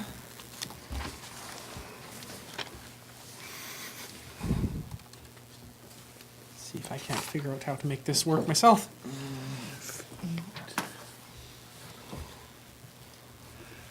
So I'll just get started, though, for council. We'll try to make this reasonably brief so we don't go over some of the ground we discussed at the Committee of the Whole the other night. So this Purpose of this report is just to consider a new bylaw being presented by staff, a new waste management bylaw replacing the extant waste management bylaw for the town of Strathmore. This one was previously discussed with council at the committee of the whole. The objective of the bylaw updates is really to sort of match current town practices, which have somewhat diverged from the existing bylaw, to accommodate the new waste management contract, and to sort of better position the town in terms of enforcement and sort of new initiatives. So the purpose of the bylaw, and I will, for the record, read the whole thing here, to regulate, control, and manage the storage, handling, collection, and disposal of waste, organic, and recyclable materials, and to provide terms and conditions, rates and charges for the collection services provided by the town of Strathmore and/or its designated contractors, and to operate this system as a public utility. So that's a long mouthful of a sentence, but essentially the purpose of the bylaw is to regulate and control how Strathmore deals with solid waste. For those councillors who sort of haven't been part of the entire process reviewing solid waste in Strathmore, this will be sort of the fifth step in what's going to be a 10 elegant step waste management updates to Strathmore. So some of these were undertaken by the previous council, some have been undertaken by this group, and ideally the next 5 will be going through this group. So that started with the new waste management plan, moving through entering into the new cart collection agreement and the new waste management contract with the contractors. Council has procured the black carts. The black carts, sort of the toting carts, are going to be start being delivered Monday, right? So staff gets to go through the process of assembling thousands of those over the next few weeks and delivering them. This step here, the waste management bylaw, will sort of guide how that all rolls out. Assuming council moves forward with this, staff will begin a communication plan. For the black carts, then move into an early communication plan on the green carts and the green cart survey, which should go out pretty quick. Staff will then bring to this council options for green cart procurement, and I suspect that will be coming by the end of the month as well, for the December 20th, with an eye to starting the green cart procurement for April. Finally, green cart delivery, and then the promotion of the green cart service. So just to contextualize where we're at in this process, it's been a long process and there's a lot to go through, but the previous council and this council really have taken on a big challenge with this, and the hope is that the results will really pay off. So we're halfway through, as optimistic as that sounds. So the key elements to this bylaw, and I won't belabor them here, are to create the regulatory framework necessary for the automated cart system, to really clarify the bylaw. It was a bit of an old Frankenstein under the old bylaw. It had various parts grafted onto it. So this writes it consistently, writes it sort of using the same terminology, the same definitions throughout, which really do help staff enforcement and sort of operationalize this. It did get difficult with the old ones when some of the definitions no longer matched or the bylaw numbering didn't hang together. Fully defining the heavy item garbage program. So really putting clear in one of the appendices what items count as HIG garbage, what items don't. That had always been left a little bit sort of more guided by this is how we've done it, as opposed to now finally putting into a bylaw. Promoting the public interest, defining the permitted waste, which staff worked with the contractor to put together what the permitted black cart wastes are, what has to be diverted, what goes into other programs. Establishing that transitional clause, and this was really one of the matters that staff discussed with council at the committee of the whole, was determining how to deal with this bylaw here is intended to deal with the collection of waste from single-family dwellings. And the town has sort of historically provided service to a small number of multifamily dwellings. So in here, the bylaw includes a transitional clause which essentially protects and, we'll say, grandfathers those existing multifamily units that are getting it until such time as council decides otherwise, but doesn't allow new multifamily services to be brought under this bylaw. If new multifamily buildings want to set up an arrangement with the contractor, that's their option, but it just wouldn't be under the auspices of the town of Strathmore. this seemed like the best approach. It's sort of a fair one to existing users, but doesn't kind of exacerbate some of the servicing challenges for, that council may find servicing multifamily. And as I said, a multifamily building can always reach out to the contractor directly, so it's not closing off that service for multifamily. It's just meaning that that doesn't go through the town of Strathmore. That would be an arrangement between multis and the contractor. Finally, the last element of this, and we discussed this a bit at the committee of the whole, was looking at bylaw enforcement, making clear sort of the multi-step education, outreach, and finally fining bylaw enforcement approach.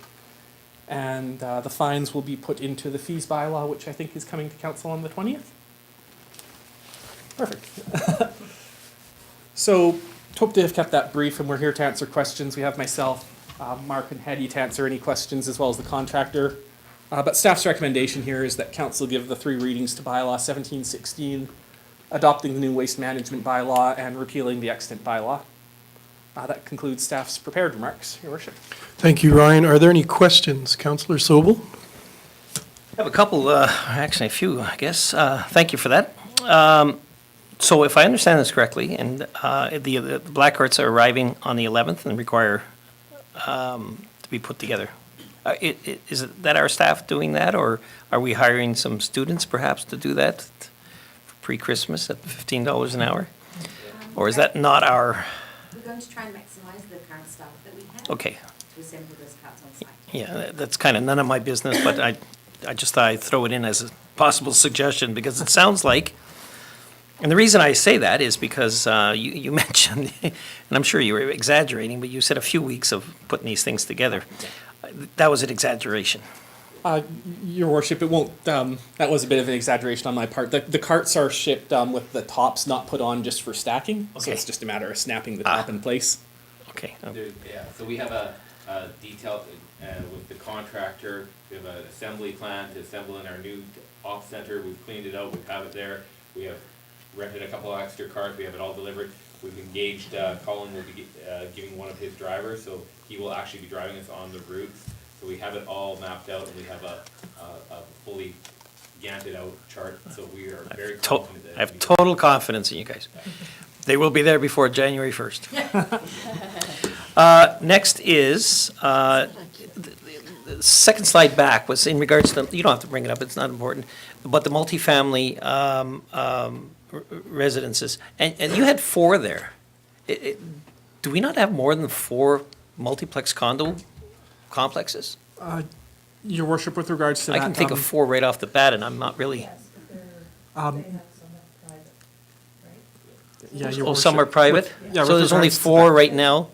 Those are the numbers that we have are the ones that we had grandfathered in from years ago when they were originally constructed. Okay, There are others, but they all have private contractors. cool. Next was, if I could go to, it's page 36 of the agenda and page 10 of the bylaw package.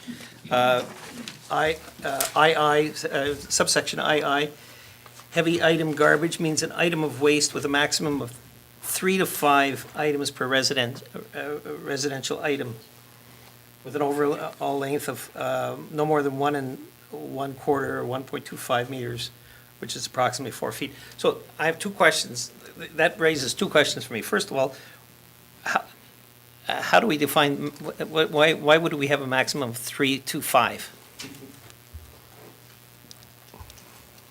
So the reasoning behind it is, I think it's valuable to have some flexibility for the residents that are using that service. But if we provide some parameters around the maximum and allowable, then we don't end up with the contractor picking up a whole driveway full of a number of items. So we're trying to provide some parameters for those numbers, so it was whatever council is comfortable with. So we're thinking a couch, a stove. Yeah. That's what we're sort of thinking.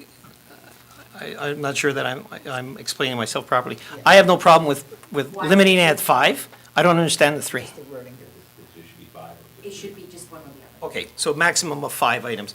And then if we're going with the 4 feet, and then we go into the list of items that's permissible in appendix something, Schedule A, yeah. Page 63. So I'm looking at some of these items, and I'm going to suggest that some of these items are longer than 4 feet. Not if you stand them on their end. Sorry? Not if you stand them on their end. Sorry, it's been a long day. Anyway, I just see a conflict there, that's all, and possible confusion with our residents, because if you're going to say 4 feet, somebody's going to put a sofa out there. So are they going to be required to cut the sofa in half? Oh, okay. Because that's what's going to come. Those are the phone calls. Most of it was because of lumber. So you're Yes. tearing your fence or your deck down and stuff, so that's what it was meant, is that it was 4-foot piles of lumber. And I can see that perfectly. And bundled, and be able one person to lift it, or 2 people. Carpet sometimes is 20 feet long or 10 feet long, and we have trouble handling that stuff, but, so that's why it was 4 foot for that stuff. If they take the time and cut it, we can pick it up. Sofas, fridges, all that stuff, they're more than 4 feet, we don't have issues with that. So is this something that we want to clarify in our bylaw before we?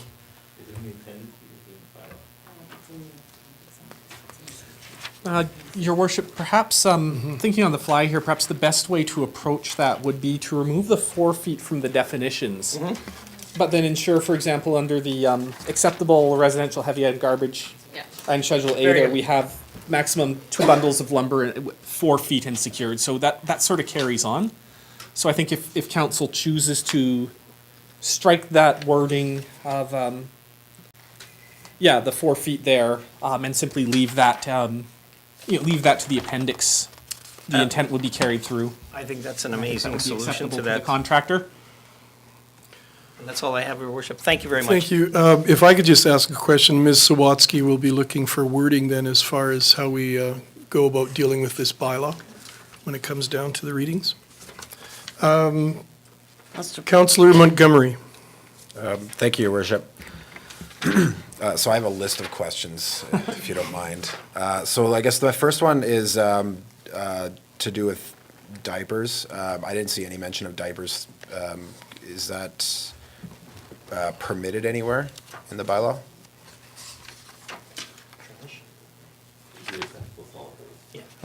Your Worship, with regards to that, it's not a prohibited waste material, so it's not one that would be considered diapers would not be considered an organic material. They'd just be sort of a permitted. But the human waste aspect, though, because it is, like, human waste is prohibited. It would be sort of an acceptable, or it would be a black cart material, as opposed to a green cart material. So it's not a permitted form of organic waste, but it's will be sort of that. I'd suggest that would be a permitted black cart material. Would that be? Yeah. Okay, and then I guess, so the next one would be with regards to actually the same paragraph that Councillor Sobel brought up to do with, and that's number II. Like, so it just says like an item of waste with a maximum of 3 to 5 items per residential item. Should that be cleaned up a bit, that language? Per residence. Your Worship, that would be correct. I think that's a bit of a typo there. I think we'd say per residence. Okay. So I think in the resolution, I'll rapidly rewrite that and pass that on to Ms. Sawatsky. Okay, and then the next one would be page 14 or 40, depending on which numbers you're going by. And it would be item, sorry, hold on here.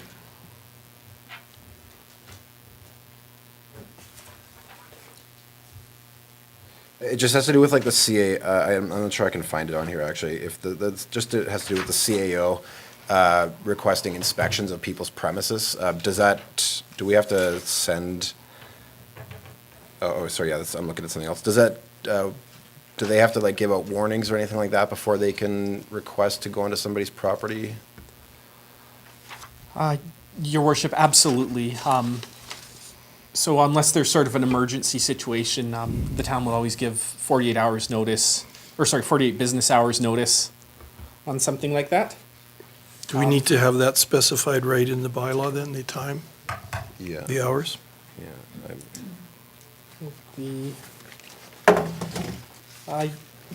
Your worship, it's certainly something that could be put in. Yeah, sorry, I'm looking on page 41, it's 16G.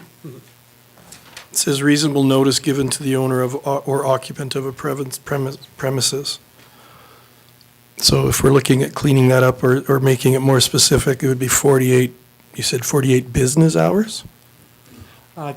Your worship, that's generally been my own personal approach, would be 48 business hours, which means that, if it's over a weekend, then, it ends up being a number of days. But yeah, 48, or 2 business days, we can say. To clarify reasonable there. Okay, thank you.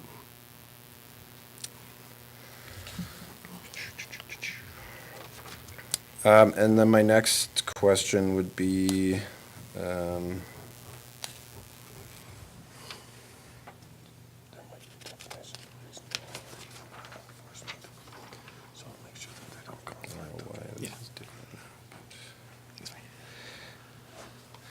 so at one point you reference section 31 A to H.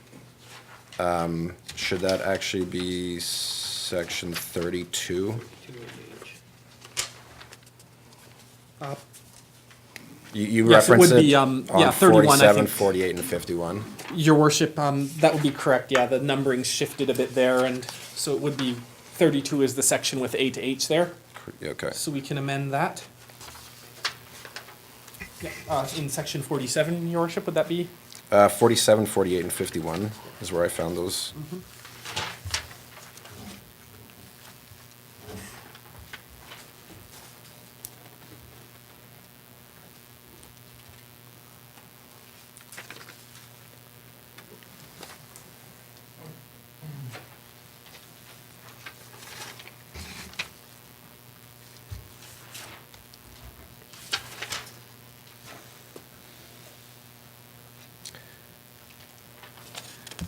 And then, like, the next question I had was with regards to page 23 or 49, section or item 63. It has to do with, like, removing collection carts from the collection point and returning to the storage area by 11 p.m.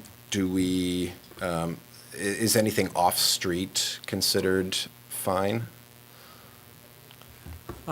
Your worship, that would be, yeah, anything off-street, so long as it's no longer on the, in the city laneway or on the street, depending on where the collection point is. Okay, so like in a back alley, say, like where the carts are picked up, we could just leave the carts right there pretty much? Your worship, the intent would be to make sure that that's not sort of within that public thoroughfare, so long as they're out of the public laneway portion. So if your garage, for example, would be set 2 meters back from the public laneway, so long as they're on your property there, it would be all right. But the key would be just so that they're no longer, so that by 11 o'clock that night, they're no longer on public property. Okay. Mr. Huckstead has something?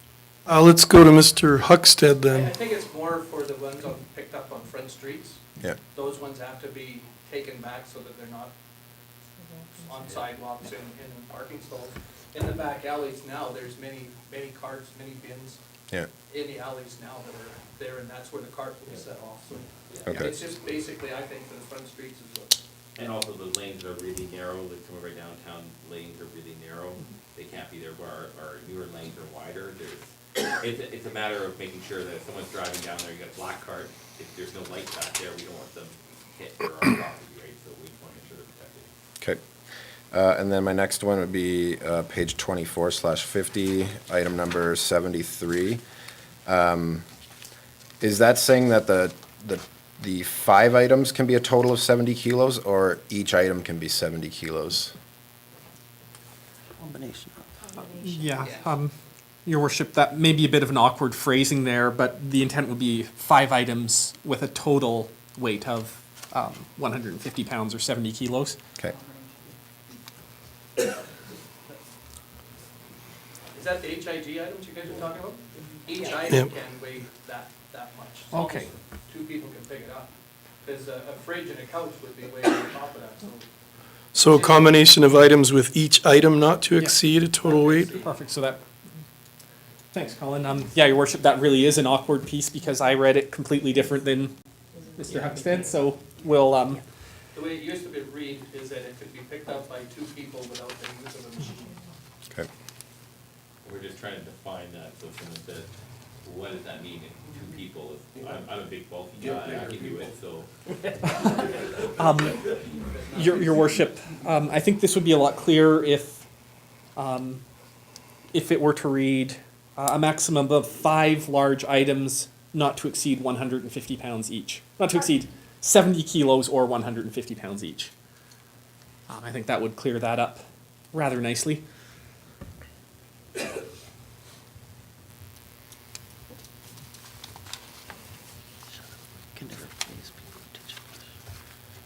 And my next item would be page 37/63.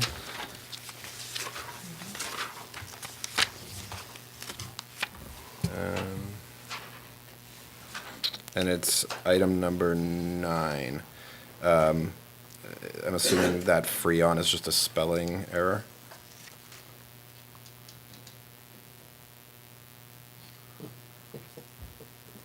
That's correct. Refrigerators and freezers without Freon and tag, your worship, so that would be with regards to refrigerators and freezers without Freon and tag, Freon free and with doors removed? Well, just that Freon has one E. Freon Spelled does wrong, have yeah. one E, yeah. Okay. Yeah, sorry to be so pedantic, but. There's a few teachers here kind of liking this. I didn't know that we could do this. I've been thinking the same thing. Okay, my next one would be page 39/65, item number 10, to do with sawdust and powdered materials. So is dust fine if it is double bagged as per page 21/47, item 55E? Your worship, I will ask the contractor about that, or Hetty? We normally require bagging, so this is just to avoid someone from dumping a large amount of it in the container Okay. and then it going everywhere, so. It should be bagged, otherwise should be somebody bagged. picks it up and blows it around. Right, okay, so maybe we should possibly just clarify in this particular one. Item 10? Yeah. Your worship, so would it be, I think suitable to say, either sawdust or powdered materials which are not double bagged? Which are loose? Or, yeah, simply unbagged sawdust or powdered materials? Yeah, I think that'd be good. Except, can I make a point then? You're saying ashes at the top? You want those bagged as well, though, don't you?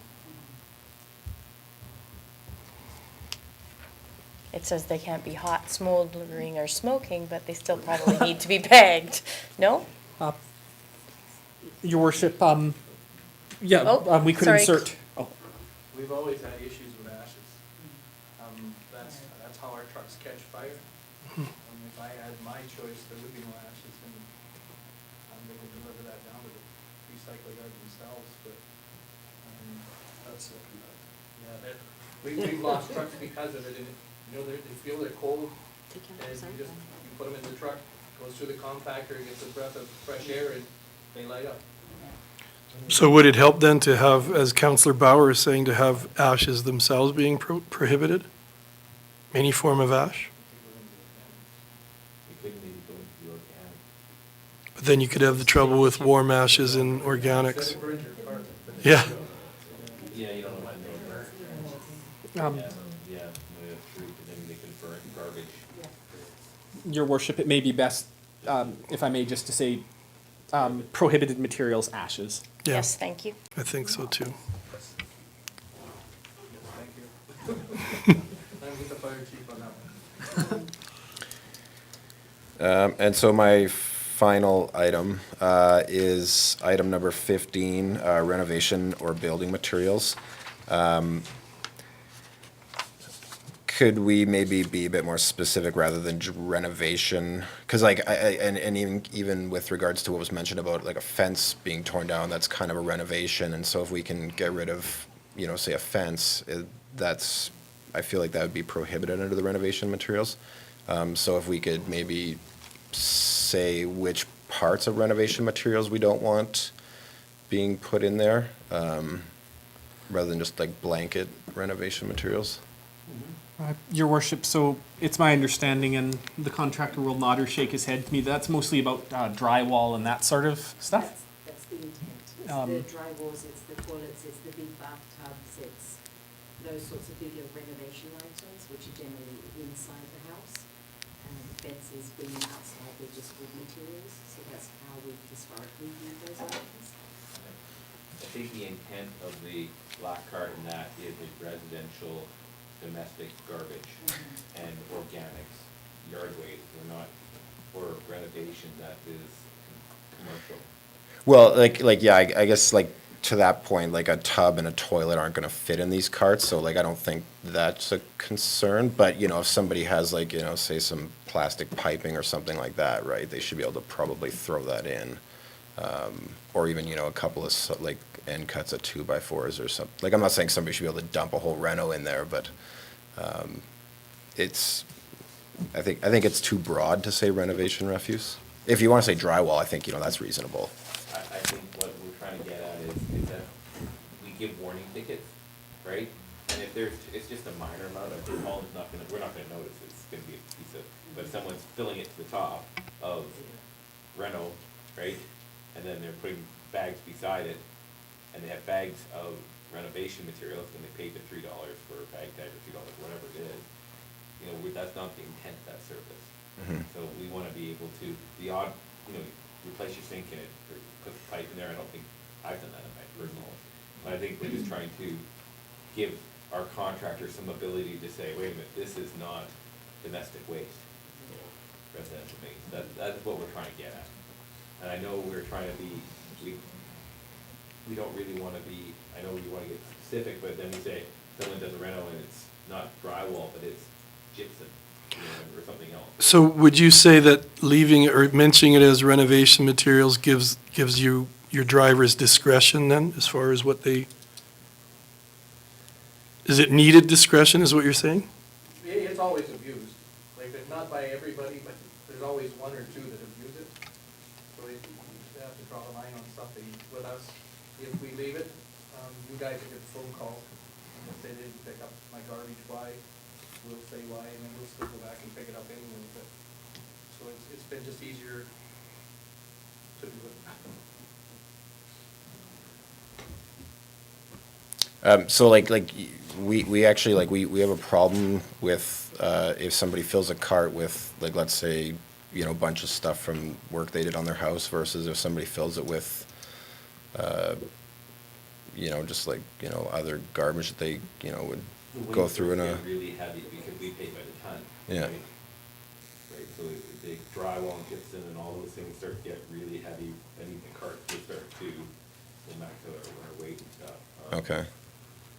I guess we're trying to protect, because we have a tippage fee, we paid for the dumpage of that, when we have the assumed average weight, and so everyone put their construction garbage in there, that's the fee outline.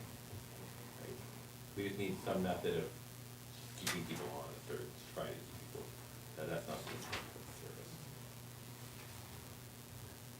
of the service. Okay. All right, thank you. Counselor Peterson. Thank you. My questions are much shorter now. Thank you, Councillor Montgomery. Just with regards to the Section 127 on the appeal board, just wondering who, I know it's relevant to the MGA, but theoretically, who would make up that appeal board?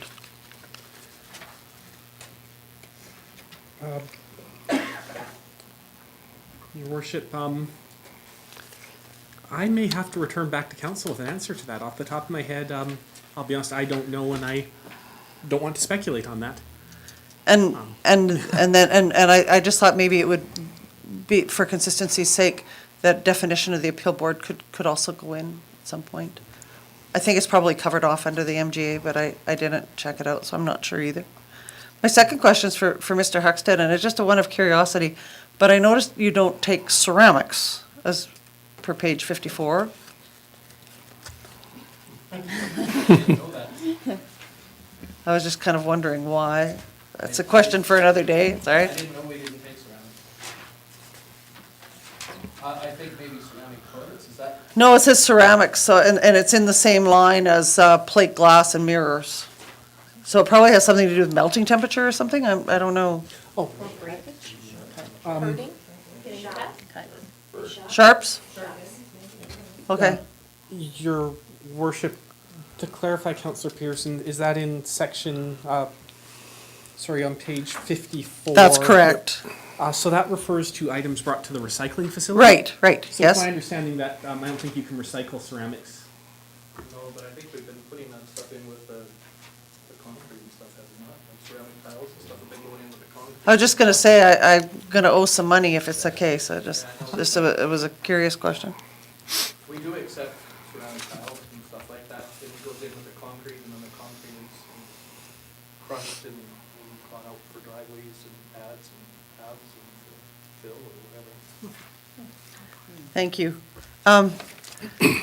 The other thing, and this was a question from a constituent, and I'm sure I know the answer, but just for clarification's sake, that there will not be separate billing, that this will be included in the existing utility bill. Your worship, that's my understanding, and it's my understanding as well that, staff were able to keep that sort of increase in billing to $5? Mark? That's correct. Yeah. That is, it refers to council. Yeah. Oh, So council is the appeal committee? Okay, thank you very much. Appreciate that. And my final question, your worship, during our pre-2017 election conversations around this item, this lengthy and weighty item, there was extensive discussion as to whether there would be time to carry out this very ambitious timeline. And I guess that's my question. I hear everybody talking about January the 1st, but just wondering, it looks like we're pushed. And I'm just wondering, and I guess it is my opinion that that this community would not be averse if extra time were required. I don't see that as being a huge issue. Your worship, it is an ambitious timeline. However, staff, as Mark says, have put together a really detailed chart, and we can achieve it. We do begin to pay some of the new rates beginning next year, so staff want to be taking full value of that on behalf of council to make sure that the system is fully going out so that we're maximizing sort of the return on investment there.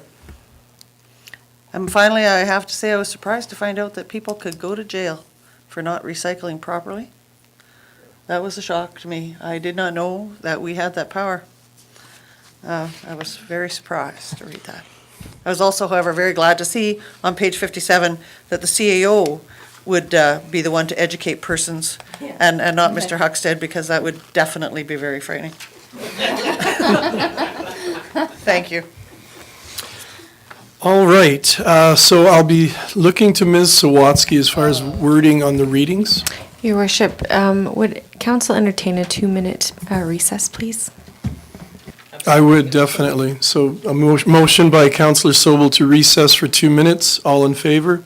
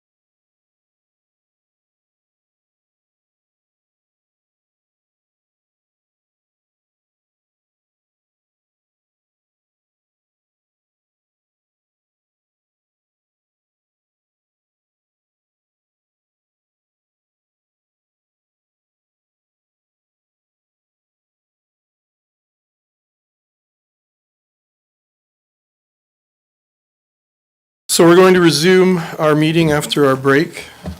And Ms. Sawatsky, are you able to give us some direction concerning the three readings, or the readings for bylaw number 17-16? Yes, Your Worship. Your Worship, First Council must give the bylaw first reading in order to consider it. Okay, thank you. So we're looking for a motion to give first reading to bylaw number 17-16. So move, Your Worship. Thank you, Councillor Peterson. You've all heard that first motion. All in favor? And now, Ms. Sawatsky, are we looking to accept it as amended? Your Worship, there's a number of amendments, and I can read the amendments for council before they move second reading. Thank you. Just to, firstly, there were a number of amendments brought up that were grammatical errors and numbering errors. Those don't need to be included in amendments. At second reading, those administration can just fix, because it doesn't change the intent of the bylaw. But the following are what we have. So definition II to read heavy item garbage means an item of waste with a maximum of 5 items per residential item and includes items listed in Schedule A. Then we have section 16G to read with reasonable notice given, in brackets, a minimum of 48 hours, to the owner or occupant of a premises, enter on any premises to inspect such premises for compliance with this bylaw and to remedy any contravention of this bylaw in accordance with the Municipal Government Act. And section 73 to read a maximum of 5 large items not to exceed 70 kgs or 150 pounds each. Excuse me, Ms. Sawatsky. Yes, Your Worship. If a councillor has a question on a particular thing you've read, can they interject? For item II, should that be per residence, not per residential item?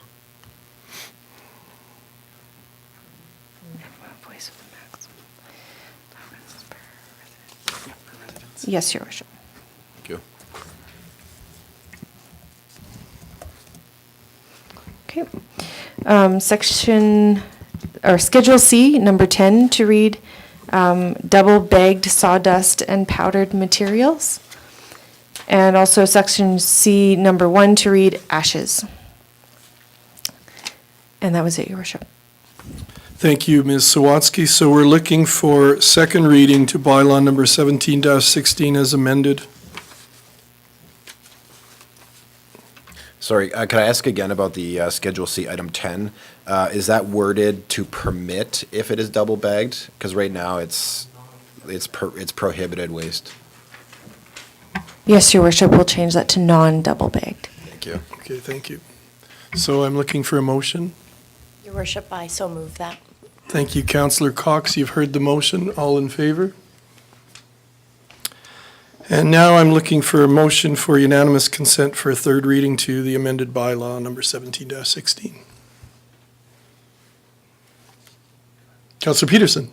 Sorry, yes, I would move, sorry.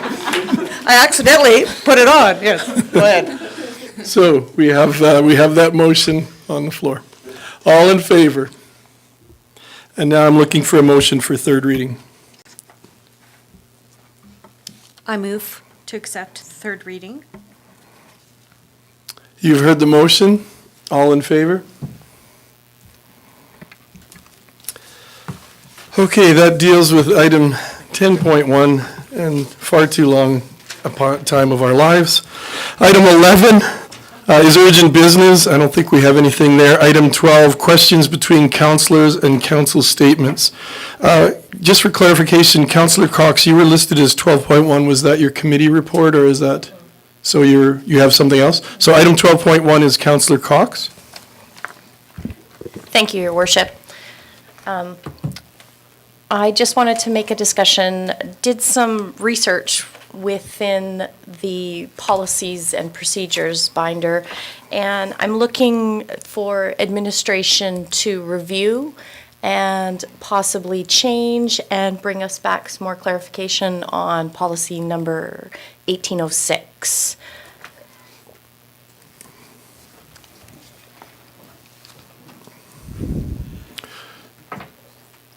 Ms. Sawatsky, would you like to speak to that motion, or that point? Yes, Your Worship. There's just been some discussion around policy 1806, which is council expenses in regard to like per diems, travel expenses such as that. And there's some inconsistencies within that policy and the procedure. So Councillor Cox did bring up today, there was some confusion in that policy. So I advise that she just bring it up at council tonight to have administration bring back a draft of that policy to clarify and update it. So do you need that brought forward in a motion then? Okay, thank you. Councillor Cox, would you like to put that into a motion? I so move that administration amend and bring to council. Just to bring back information to council regarding policy 1806. Thank you. So would you like that motion read back, Ms. Sawatsky, or are you good with that? Okay, so you've heard the motion, councillors. All in favor? Did you have any other items, Councillor Cox? It was just the one. Councillor Peterson, item 12.2. Thank you, Worship. I just, before the council adjourned this evening, I had a moment to show council some pictures brought forward by a local artist for downtown enhancement possibilities. And I would just like to move this forward through motion that those pictures be given to planning and development for future consideration. And I would also like to thank Mr. Bruner for his work on that on very short notice. And so that would be my motion, Your Worship, to have planning and development take possession of those and pictures of Mr. Gooderson's and bring them back to council at a future date for consideration. Thank you, Councillor Peterson. You've heard the motion, councillors. All in favor? Motion is carried. Item 12.3, Councillor Sobel, were those ones that were brought forward earlier? I'm good, Your Worship. Okay, so then we're good. Administrative inquiries, item 13. Are there any? Thank you, Ms. Sawatsky. Your Worship, there's 3 administrative inquiries. The first is from Councillor Sobel. It's in regard to sidewalks. It says, I am interested in our municipality's policy as it pertains to sidewalks in new subdivisions.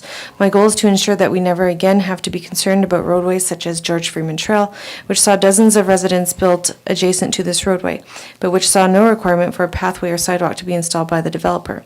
Moving to a more recent development, and specifically Lakewood Meadows, I only observe a very short portion of sidewalk that has been installed along the roadway leading into the subdivision from the west. The land to the northwest end of the subdivision, which runs parallel to Township Road 244, has no sidewalk in spite of having houses backing to this roadway. My question is, why was the developer not required to construct a pathway or sidewalk along the complete north side of the subdivision? And there's also a photo available for viewing. The next inquiry is also from Councillor Sobel in regard to snow clearing. It reads, with the acknowledgement that administration is presently dealing with a new policy that pertains to snow clearing in our municipality, I would like to bring the comments of the 4th Avenue business owner to your attention. At present, it appears as though 4th Avenue, in spite of having a number of commercial establishments near or on it, is treated as a residential road where snow clearing is concerned. The request from this business person is simply that 4th Avenue, as it relates to commercial areas, be cleaned at the same time and to the same level as both 2nd and 3rd Avenue. I also have, 2 more inquiries, both from Councillor Peterson. The first inquiry reads, would it be possible to include discussions on sustainable housing, green buildings, RE future development in our community in council strategic planning? Perhaps grounding discussion in articulated value statements of council. I am hoping that this process would include an opportunity for council to meet with planners, architects, and developers, and that such discussion and planning would be included and be linked development of a future DMO.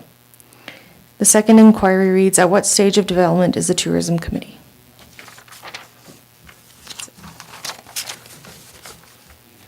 I can say I can probably speak all 4 of those.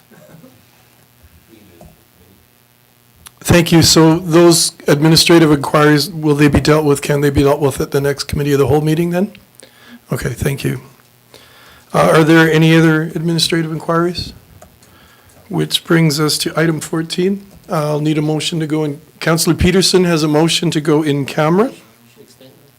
I was just going to Sorry. move to extend the meeting, the hours of the meeting, Your Worship, to 10 PM, from 9:30 to 10 PM. I think I thank you, Councillor Peterson. Thank you, Councillor Peterson. You heard her motion to extend the meeting. All in favor? And then we're looking at a motion to go in camera. So move, Your Worship. Thank you, Councillor Peterson. You've all heard the motion. All in favor? And we are going into camera at 9:27 PM.